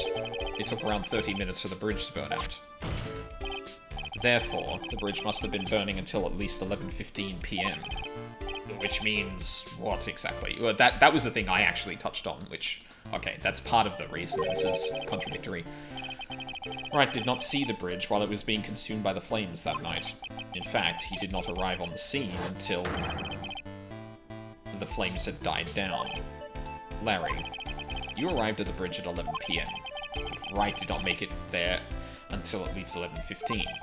I suggest you to stop hiding things and just tell us the whole truth. Now then, what happened during those missing 15 minutes? Ugh. I feel like I just got brutally woken up by a toilet splashback. Guess I was still sleeping after all. Order! So there was a missing 15 minutes prior to meeting Phoenix, right? I hardly see that as much of a problem. Francisca, please. Yeah, not much of a problem at all. Really? The bridge is burning before your eyes, and there is a phone right next to it. Why, then, did you not report the accident? Yes, witness. Why didn't you? Were you there simply to watch the bridge burn? And therein lies the problem. For even after the bridge had burnt out, he was still there. Staring into space. This witness didn't even attempt to fulfill his civic duty. That's what it sounds like. Ah, but this is Larry we are talking about. Even he is incapable of being so stupid. Which means there has to be a reason for his inaction. Edgy? I think it's about time I got serious with you, dude. Just as I thought, you've been playing with us all this time. Listen, I'm going to tell you everything. Are you sure you want to hear it all? Yes. I may really say it this time. Then say it. Very well. Terribly bad feeling about this, however. Let's have the witness finally give us the whole truth. Now, for this 15-minute gap, what were you doing, witness? What I saw part 3. Oh, missing 15 minutes. Okay. Ah, the piss mist. Ugh. I'm a Dunim. I'm an artist. What do you think I was doing? Sketching in front of the bridge. I was whipped up into a frenzy of art. The shock and awe that I was feeling, I transferred it all directly onto the page. Before I realized that the flames had gone out, and then he came running up. I suppose artists can be strange folk.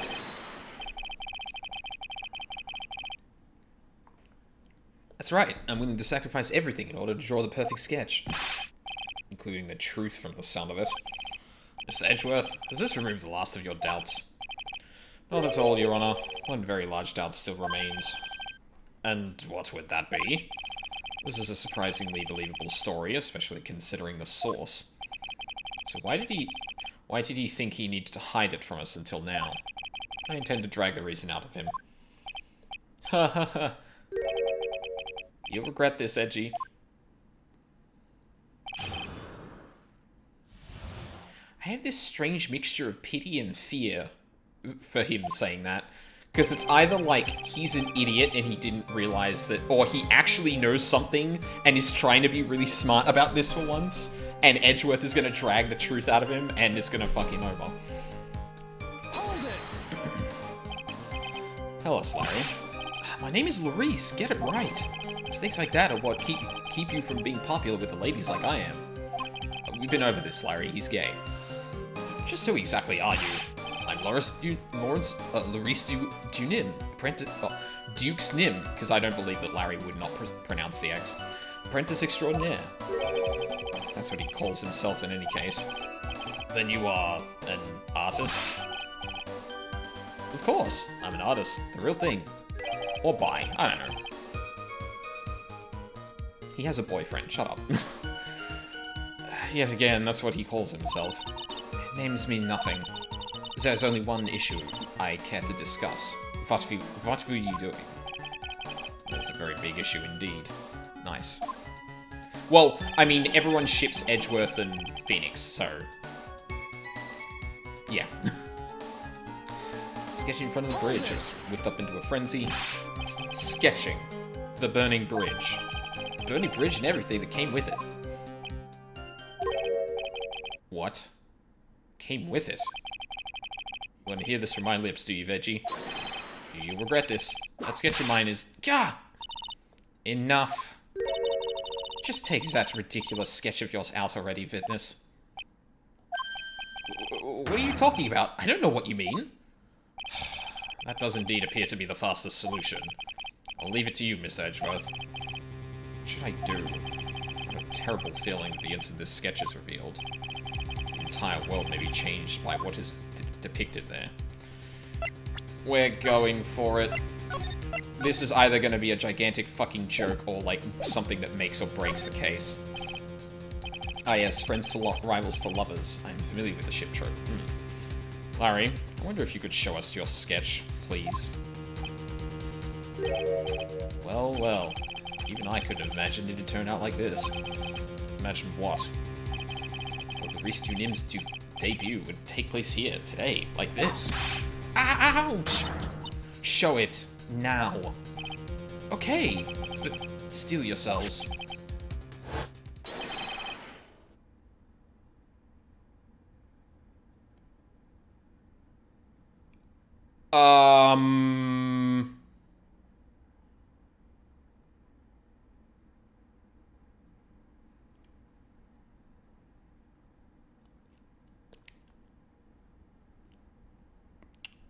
Okay. This is the world of Laurice Dunim.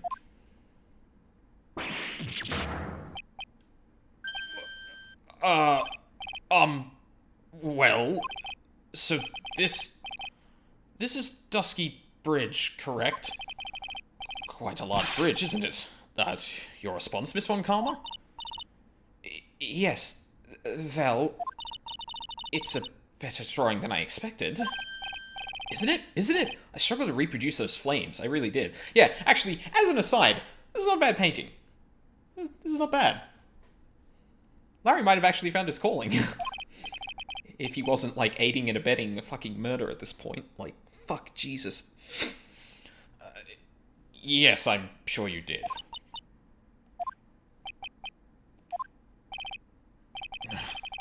This is going to get ugly.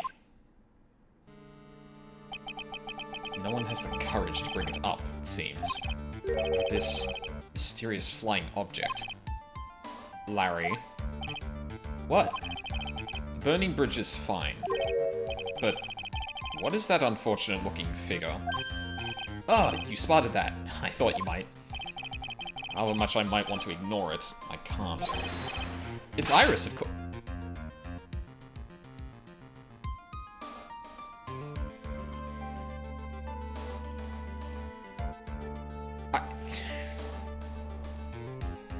It's Iris, of course. Iris! I wish she'd take better care of herself. We have to plan for our future, you know. Larry, what the fuck? What the fuck? What would have happened to her if she had injured herself flying like that? Larry, please, answer this next question honestly. Okay. Are you really claiming to have seen this?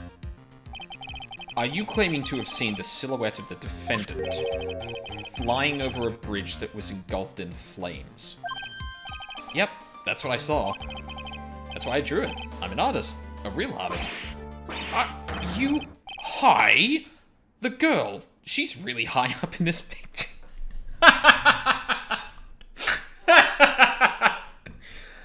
That's good. Up in this picture.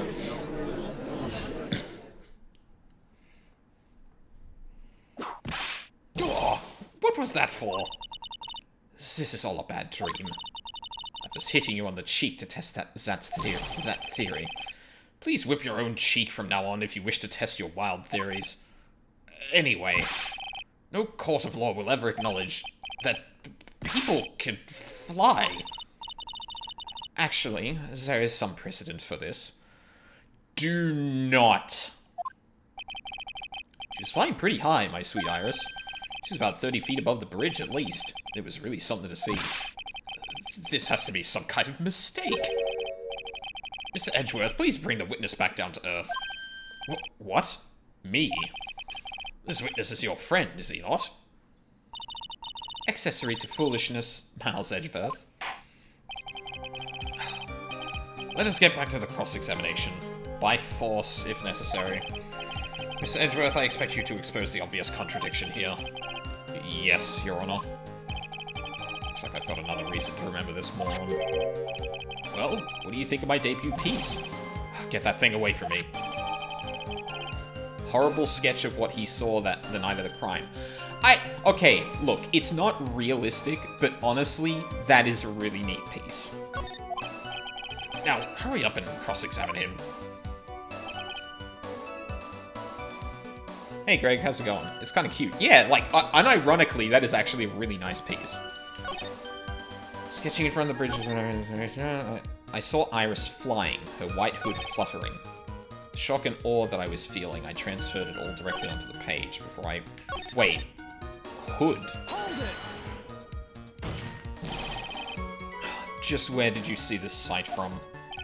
Hey, the shout? When I was lying in bed in that rundown shack, the crack of the lightning bolt made me realize that the bridge was burning. I just watched it for a while from there, thinking how nicely it was burning. Then after about 5 minutes, I saw it. The defendant flying? That's right. That's when I decided to go to the bridge. I see. That all makes sense. Aside from the sketch itself. Yes, the sketch doesn't make any sense. I just need to convince the artist that his work is ludicrous. Oh.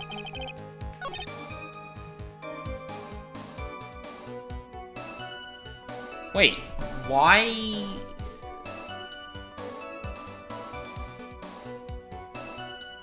I guess that was written by Edgeworth's POV. Yeah. Larry Shenanigans. Yeah. This is certainly the most shenanigans Larry has ever pulled.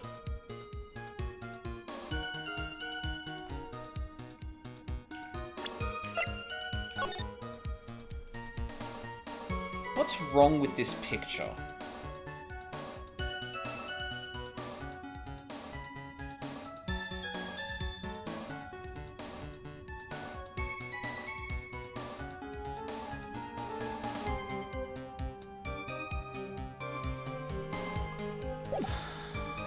He kind of sketched that from the...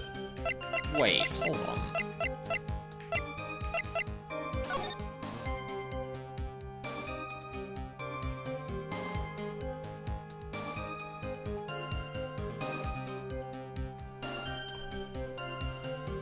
there is like a perspective here that probably doesn't make sense. Like, and again, this is like one of those things where it's like, how do you interpret art to some degree? Is this meant to be Larry looking level across the bridge, or is this like an interpretation of the bridge he saw? Because one thing you could point out here is the perspective he would have seen this at is all wrong.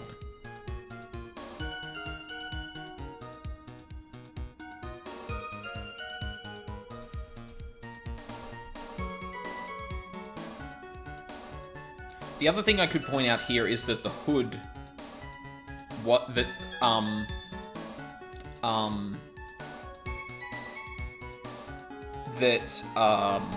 Iris gave the hood away, so she wouldn't have been wearing a hood. I'll go with the hood. That's the most standout thing to me at the moment. The other kind of perspective thing is kind of a bit wishy-washy, I think. Yeah, there we go. Larry, what did you really see that night? Not that I particularly care. In your position, that's just being irresponsible. I do exactly what I saw. I'll give you a whole $1 that is the truth. If that is truly the case, then there is one thing that we can say for certain. Or what might that be? That the person who flew over the bridge could not have been the defendant, Iris. What? What do you mean? I don't understand. Ugh. A foolhardy folly of a foolish statement by an equally foolish, foolhardy fool. How, exactly, can you make this claim? Tell us, Larry. According to this picture, the individual whom you say you saw, was wearing a hood, correct? Of course she was. That rundown shack is quite away from the bridge. The hood is what told me that this floating angel was my Iris. The hood is my darling Iris. And Iris is my darling hood. What? It seems there are bigger fools in this world than the one at the defense's bench. Larry, there's something you need to be made aware of. On the night of the murder, Iris wasn't wearing her hood. She had given it to Wright as a gift. Although, it is important to point out here that, well, it is a contradiction because he's claiming that's Iris. The fact as we understand it, Iris did not have a hood. Now, that doesn't mean he didn't see someone with a hood. That's actually the thing. Because what I was about to say, too, is that this actually lines up with what Bikini said, because she reckoned that Iris was at the inner temple with a hood on. So, yeah. That would actually line up. Like, yeah, this is the thing. Like, contradictions don't mean that one must be telling the truth and one must be lying. Often contradictions just mean that there could be also some underlying assumption that's incorrect. I wasn't talking about that. Oh, okay. Oh, sorry, you were talking to Newest Girl. Sorry, my bad. The support lines look from head on, but the bridge looks top down. Well, yeah, like, that's the thing. Like, I especially when it's explicitly a piece of art, I don't know how much artistic license Larry would take with something like that. I was saying that, yeah. Well, I mean, it could be a contradiction, but the question is that enough to... It could be a contradiction in that the view that he would have taken from the lodge to the bridge doesn't match the picture, but whether or not that's actually meaningful and casts actual doubt over Larry's testimony is the question. Yeah, I understand. You're going to change your story now? Perhaps suggest it was Wright who took flight? What are you talking about? I think you understand what I mean just fine. Why? Why did Nick have Iris's hood? What? Edgy! What's going on with Iris and Nick? Why you... Nick! You dog! Oh my god, are we really doing this? Shut up, Larry. I do believe that this unbelievably mysterious sketch is destined to disappear, discredited, and discarded. Straight into the garbage. Huh. Ah! What is it now, Witness? Feels like I've been waiting 25 years for this very day to come. Edgy, today is the day I get to completely stupefy you. What? What's the meaning of your outburst, Witness? I hate to have to do this, but I have some definitive evidence. Definitive evidence? Iris did indeed come flying over the burning bridge, and I, Larice Tunim, shall prove it. I didn't expect to ask this again, but we shall be needing your testimony once again. Tell us anything you know concerning the defendant as depicted in this sketch, and show us your evidence that this nightmare was actually a reality. Okay, I hope you're ready, Edgy, because I'm going to feed you a whopping serving of pain. You've been serving us a whopping serving of pain this whole time. Trust me. Proof that Iris flew. When I reached Dusky Bridge, she was already gone. I was so worried, so I frantically searched all over for her. That led to me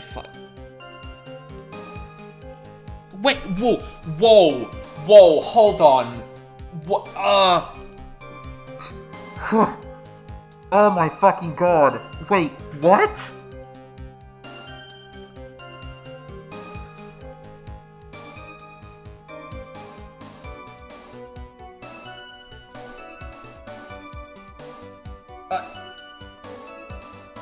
How? Okay, hold on, wait, whoa, hold on. So,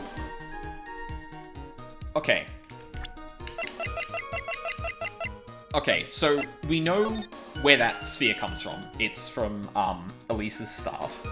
It's made of pure amethyst, and, yeah, like, it's on her staff. Cool. We found her staff without it, so that's been missing for some time. Now, we don't know when the sphere was missing.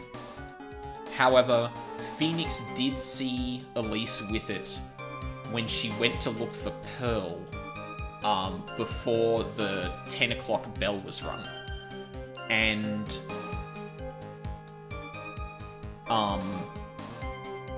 before the 10 o'clock bell was rung. That puts the sphere at the, at Hazakura Temple at around 10 PM. Now, Iris heads to her room after ringing the bell. Iris ends up going to the inner temple.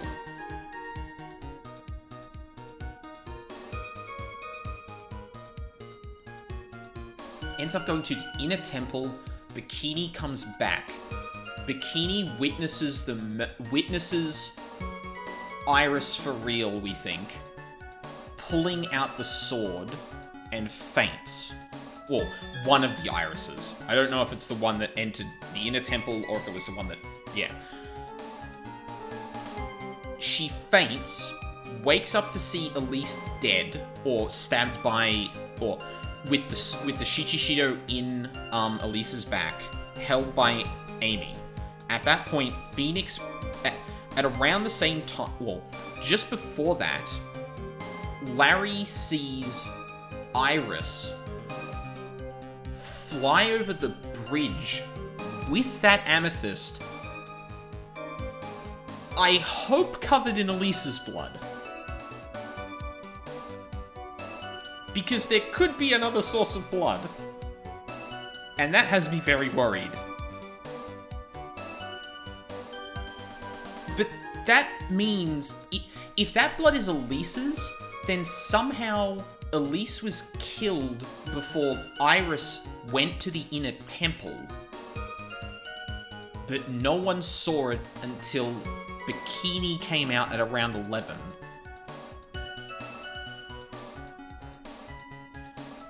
Oh, that brings up a lot of fucking questions. But let's keep going. That led to me finding a beautiful crystal sphere half buried in the snow. I'm sure that Iris was simply wearing a spare hood. After all, no one else could have lost a crystal sphere that night. crystal sphere? This one. Pretty, isn't it? But finders keepers. Is that sphere? Where did you find it? Let me see. Around here somewhere? Looks about right. And it was half buried in the snow. Pretty much stopped snowing by then. But there was still some falling as I walked to the bridge. Hold on. That sphere goes missing sometime after 10 PM when the snow hasn't stopped yet. Someone could have gone out with the snowmobile, left the snowmobile at the bridge, put the sphere in the snow, and then come back with the snowmobile later.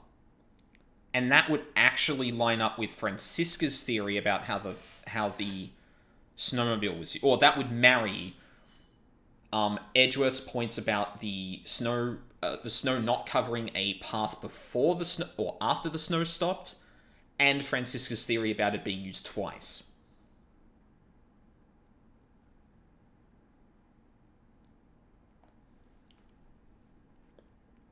But Larry claims to have not seen the snowmobile.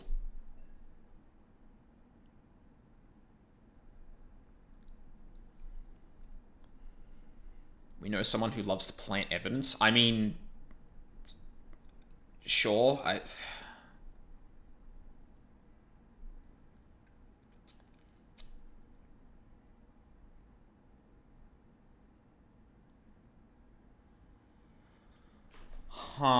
don't think we ever got a clear answer on the snowmobile. Yeah, like, we ended it with someone didn't use it after the murder.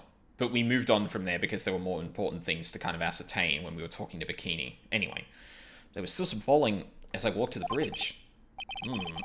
Colt accepts this crystal sphere. That's mine, okay? I went back afterward. There's something on it. Oh my, it's blood. What? Blood? Found half covered in snow near Dusky Bridge the night of the crime. Has blood on it. You ready, Edgy? By tomorrow morning, you'll be calling me Master Larry. Yeah, I like the sound of that. No one's ever going to push me around anymore. Didn't you want to be called Maurice Dunim only a few minutes ago?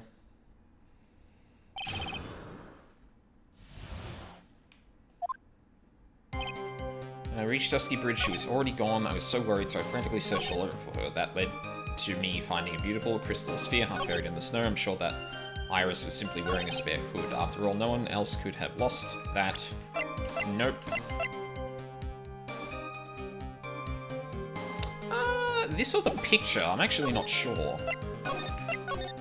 It's probably a combo of the two. I'd hope that either of them could be used. Larry. That night, there was someone who lost a crystal sphere. There was? Who? Who is this stupid idiot? Miss Elise Dunim, the mentor to a stupid idiot. Is a victim. I have a photo of her here.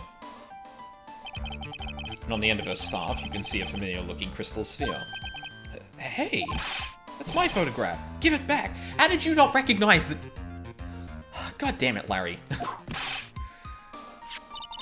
A crystal sphere like that is quite easy to find. I have one just like it on my brooch. Oh, they look nothing alike. In any case, please take a look at this. This is the victim's staff found at the scene of the crime. Ah, the crystal sphere. It's gone. What? Poor Larry. Just what does this mean? Anyone jumped or flew across the bridge that night? It certainly was not Iris. After all, she was not wearing a hood. More importantly, the crystal sphere found at the landing site was not hers either.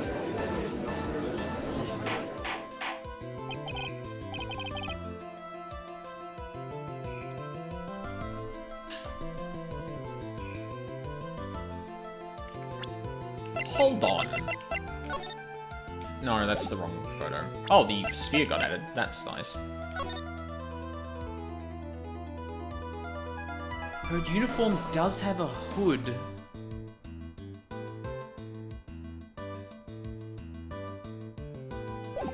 What the fuck is... That means the one who flew and dropped the sphere was the victim? Miss Elise Dunim? A fool alongside another fool on a fool's errand to reach a foolish conclusion. First of all, this sketch, which I prefer to call a scribble, is ridiculous. People cannot fly, thus it is rejected.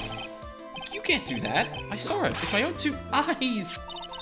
And this crystal sphere, this is nothing more than a red herring. You honestly believe that? Give it some thought, and I'm sure you'll realize it as well, Miles Edgeworth. Elise Dunin was in her room on the night of the murder. There was no reason for her to go to Dusky Bridge. Therefore, this sphere cannot be related to this case. That is all. It's got blood on it, Francisca! Miss Francisca von Karma. The only people who will accept that explanation are scatterbrains and clowns. Edgeworth? Clowns fair. Scatterbrains? Watch it. Brain hurty. Yeah, fucking tell me about it. I like how we're just dancing around the issue of, whose blood it is, too. He said the clown thing. I like how they don't say whose blood is on it. Well, because they're probably more preoccupied with, like, the circumstances by which, like, we can't just right here, right now, check whose blood it is. Like, that takes time. So they're obviously talking about the circumstances surrounding it. It does actually make sense, but it's kind of funny that no one's like, wait, whose blood is on it? Whose? Can we talk about that for a sec?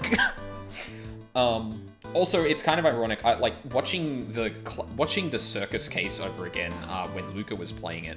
I realized how much Larry actually isn't, or sorry, the clown Mo isn't actually the dumbest, or isn't actually as dumb as people make out. But she was looking for pearls, but I don't think we can prove that.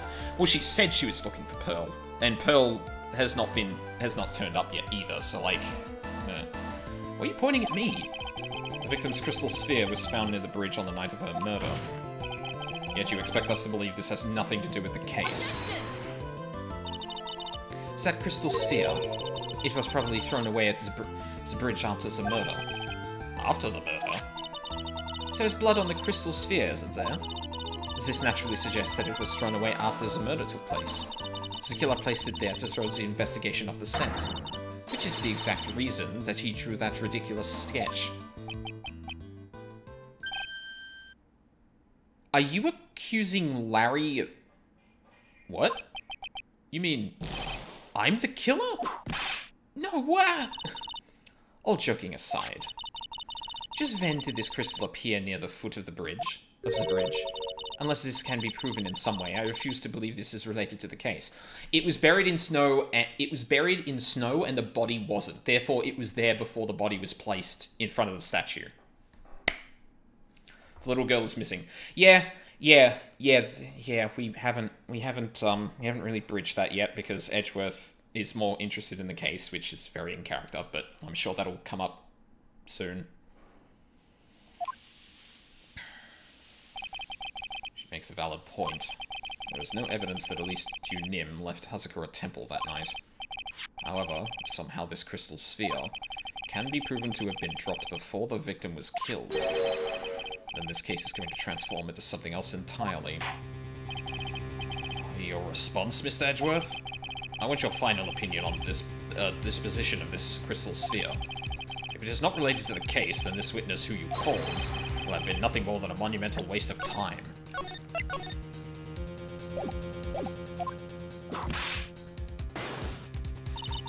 Prepare yourself for some very appropriate punishment, Miles Edgeworth. Can I prove it? Can I prove that the crystal sphere was dropped before the murder took place? Yes, I can. Can I prove it? That isn't the issue. To simply prove it, that's the only option. That's what he'd do. That's the way Phoenix Wright would do this. Your Honor, allow me to prove something to you. I will prove that this crystal sphere is a vital link to solving this case. You would do what? That look in your eyes. You remind me of Phoenix Wright when he's cornered. That should come as no surprise. Because right now I am Phoenix Wright, and I am indeed cornered. I order you to present your evidence, Mr. Edgeworth. Evidence that proves that the crystal sphere was indeed dropped before the murder. Wait, why are we looking at the photo?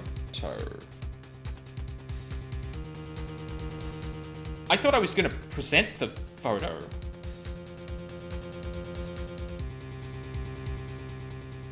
Right, I won the case. Thanks, Edgeworth. Where's Pearl and Maya? What? What do you mean? I won the case. Honestly, he is a little concerned about Maya, but Maya's a bit of a different case because, like, they literally can't get to her, right? Pearl is... it's a bit more of like, wait, why is no one out looking for her? Wait, blood on it before the murder. Well...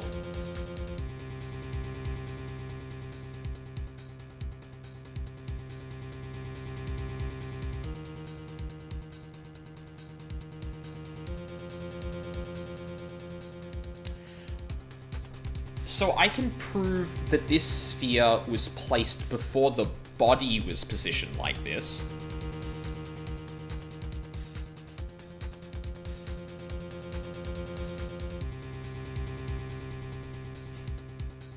Take that! This crystal sphere, it was half buried in the snow, correct? That's right. If it hadn't stopped snowing, then it would have been game over. Yeah, that's weird. That's really weird that they brought up the picture I was going to use as evidence to show that the snow didn't cover the ball. Sphere. I would have thought it would make a lot more sense if, it's like, okay, we know about the sphere. What's the piece of evidence that, like, places the time it was, put down? And you could either use the weather report... Well, no, you wouldn't use the weather report. We already said that's not clear evidence. You'd use the body, because it's not covered in snow. But then they just put the photo on screen, and the thing you choose to contradict it is the sphere, which is the thing we were taught... Isn't really... It was a multi-thing, I think. Well, but why present the picture when we haven't talked about it? That's my thing. It's like, okay... Like, all you have to do is say, okay, we know that the sphere was covered in snow. Can you provide evidence that proves that this was placed, that this wasn't placed after the murder? And you provide the body, because we already established how the snow kind of interacted with that. I don't know, that's so backwards. It, like, throws you a bone randomly, and... Yeah, I don't know. That's right, if it hadn't... Yeah, game over. Snow would have totally covered it. That's all I needed to hear from you, Larry. Your testimony makes one thing quite clear. What? When the crystal sphere was dropped, it was snowing, even if it was ever so slightly. Snowing? On the other hand, let us look at the scene of the murder. Oh, but I guess Francisca specifically brought up the murder, and I guess... okay, that's not as... That's not as bad as I initially thought. But I feel like that's a bad decision. I feel you could have focused on the sphere and made someone put this together. That this piece of evidence actually contradicts that. Like, I think that's actually a better kind of, a better moment for the player to experience of like, oh, we already proved this and I have the evidence to prove that. Not, I just show the sphere again.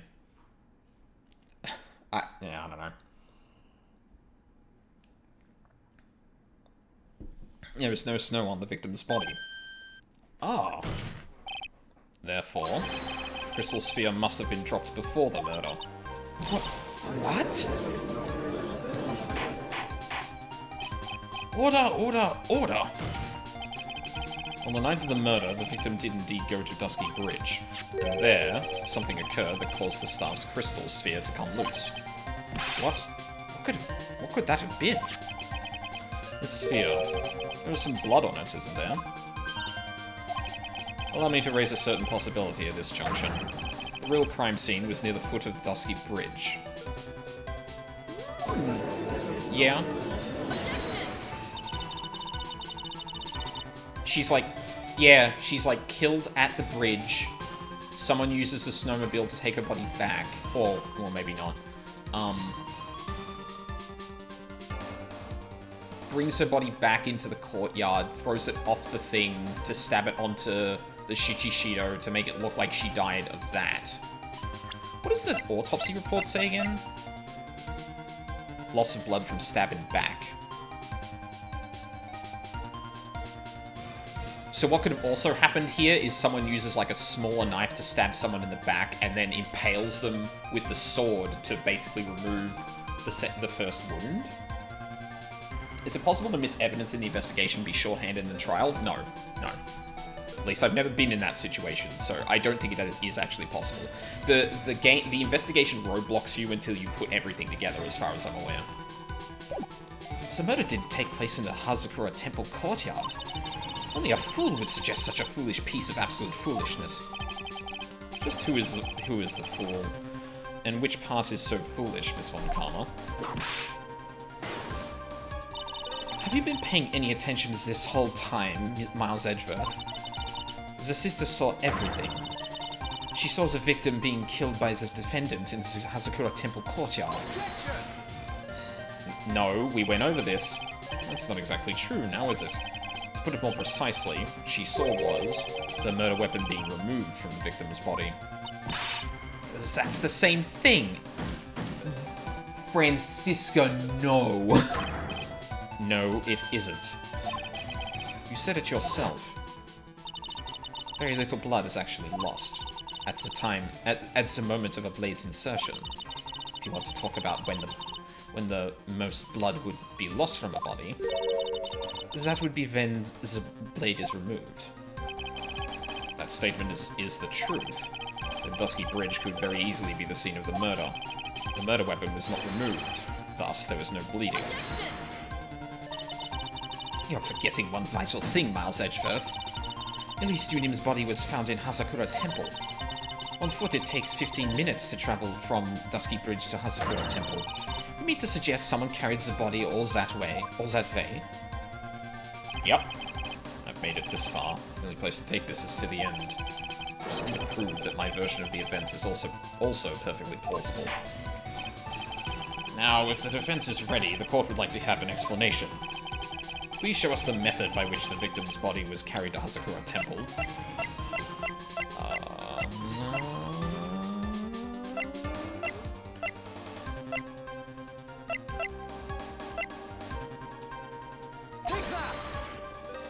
Yeah.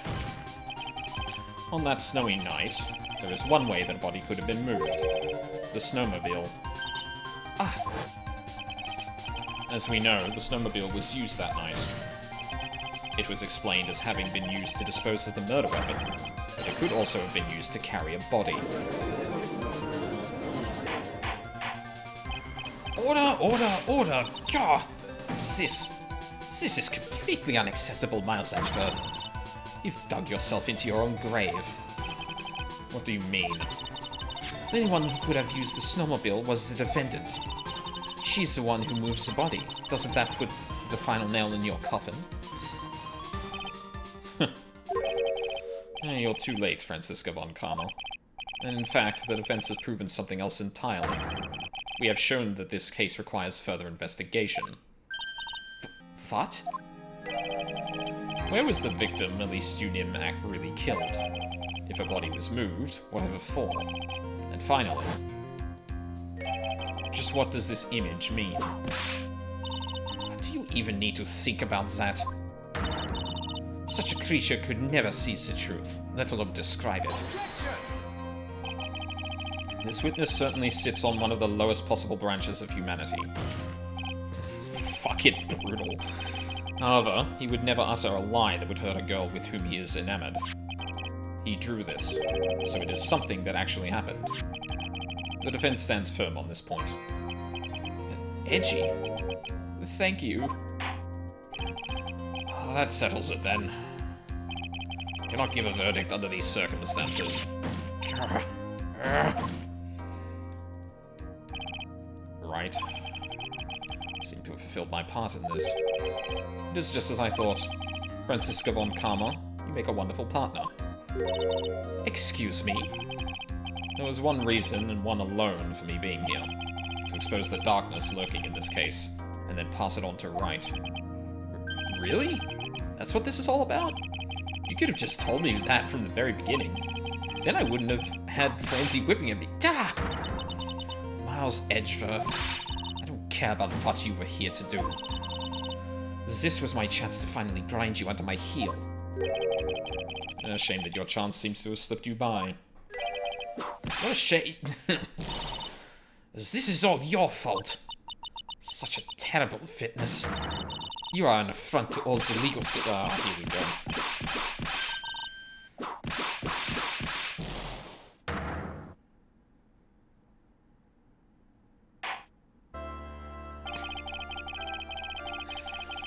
I cannot believe that the witness's testimony relates to an actual event.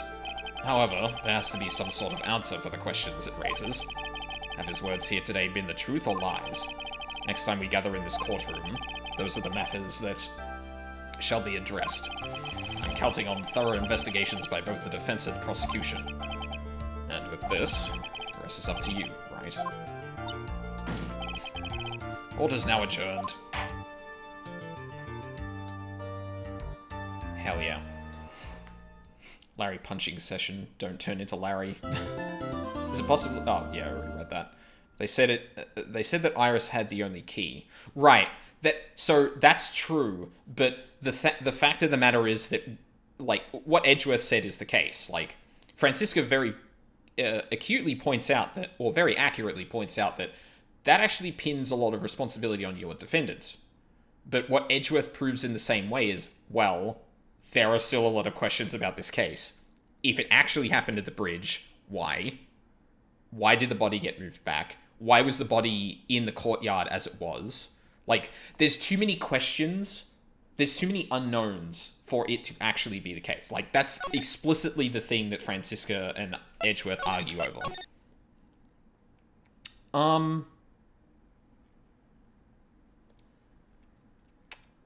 Should I keep going?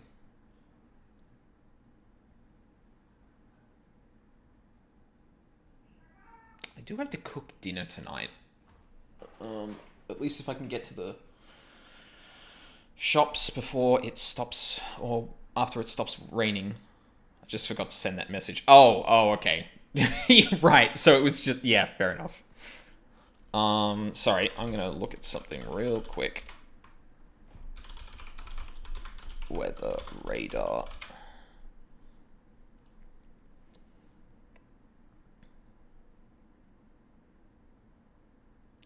Looks like it's going to be shitty for still a little bit.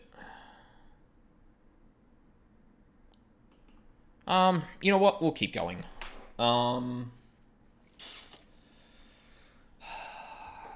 I'll at least start this off. Like, if the weather clears up, then, if the weather doesn't, like, calm down, I'll probably just find something else to do for dinner and cook later, in the week. Which probably means I'm not going to stream on Monday. I can think about that later. So I haven't set up the schedule for this week, but I'm gonna be honest, I don't think you should split the second court. Well, the second court session, sure, but like this is the second investigation thing. So like, I can stop. Like, basically, like, if I get to the point that the investigation is over and the rain still hasn't stopped, I might continue more. But I'm just saying that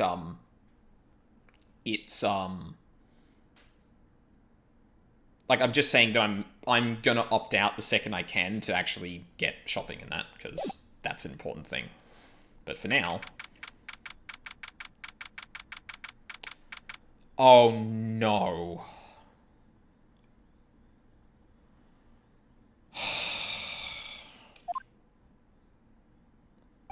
Fucking clinic. I'm still up at this hour, reading through the trial record of a certain case. It's the first case my mentor, Mia Fey, had ever handled in the court of law. The horrifying truth that I refuse to accept is holding me hostage here within its pages. Dahlia Hawthorne. what I have read. I don't want to believe. It is written here. This isn't the Dahlia I knew. After falling into Eagle River, I was somehow miraculously saved.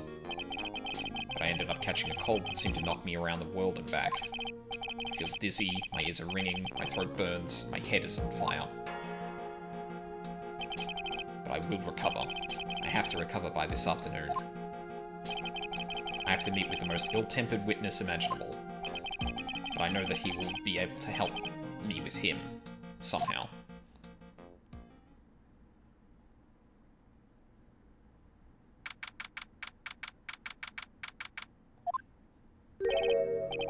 Right.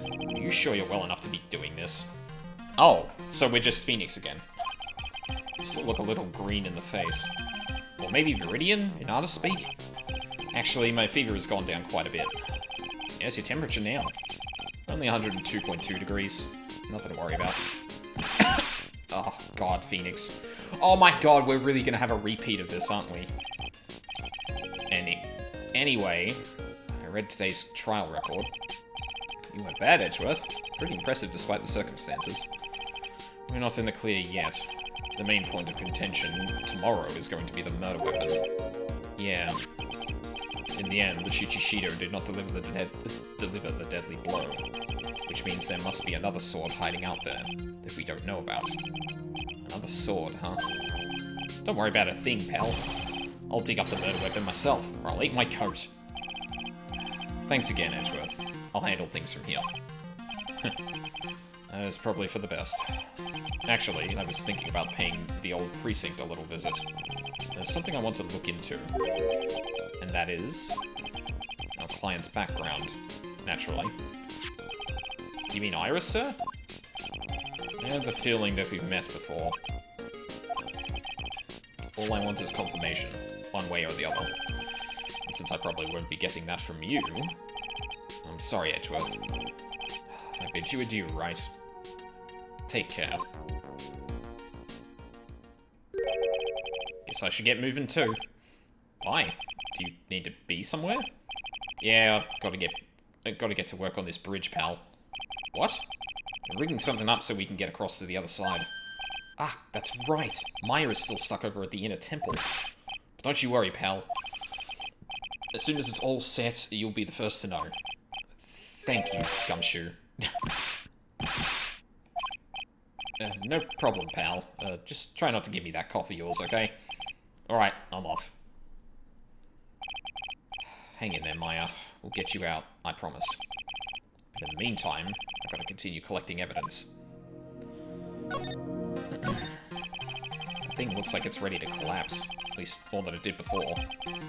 According to Bikini, Elite Eagle Mountain is very prone to earthquakes. Which reminds me, if my memory serves me correctly, Edgeworth isn't exactly a fan of earthquakes.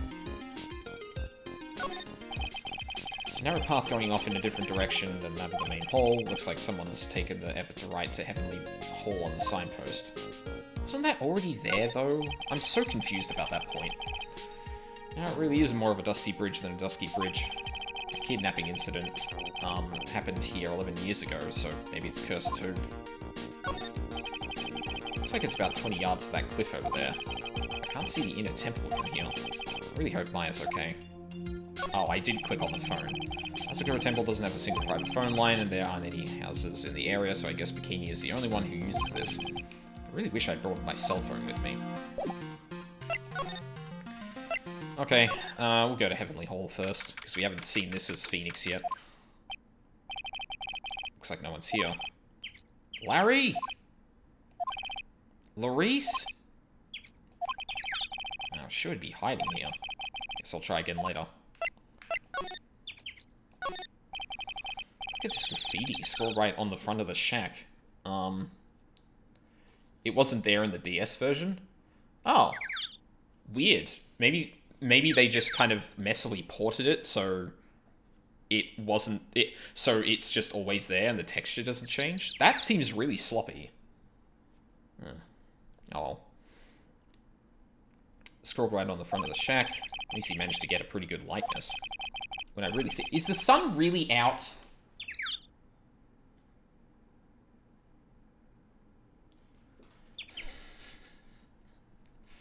me. Okay, hold on. Hold on. Is that the last bit of rain we're getting? It's probably my only chance to actually dash out. Fuck. Okay, no, I'm gonna have to stop it. I'm gonna have to stop here then. God, like, as the words left my mouth, I thought... as the words left my lips, I was like, the weather's gonna change. It has been doing it all day, and I have just invoked it to change. Yeah. Anyway, the trial over, this is honestly a good stopping point, and I prefer not to sort of go through, like... I prefer not to, like, cut in between the investigations, because the last time that happened, it did not go well. But yeah, I need to go get food for cooking and shit, so yeah, that's a priority. So, this week, I'm going to be doing one Persona 5 stream, I'm going to be doing one Strikers stream, then I'm going to be streaming the new 14 patch, which... I believe I can start streaming on Wednesday. I think maintenance will be happening on Tuesday, so don't quote me on that, but it might change. And then on the weekend, the new Path of Exile expansion is coming out, so I will be streaming that from very early in the morning to sometime in the afternoon. That's probably the only stream that's going to happen that weekend, too, because it's like 9 hours-ish. But yeah, that's my plans for the week. We're coming to the point now where my streams are going to get interrupted by moving. Hopefully we get the place we're looking at the moment, but it means that I'm probably going to be packing a lot of this stuff up. I might be without internet for a little bit of time too, so I'm going to try and be prudent about, like, making it clear when that hiatus kind of starts, and when it's going to end.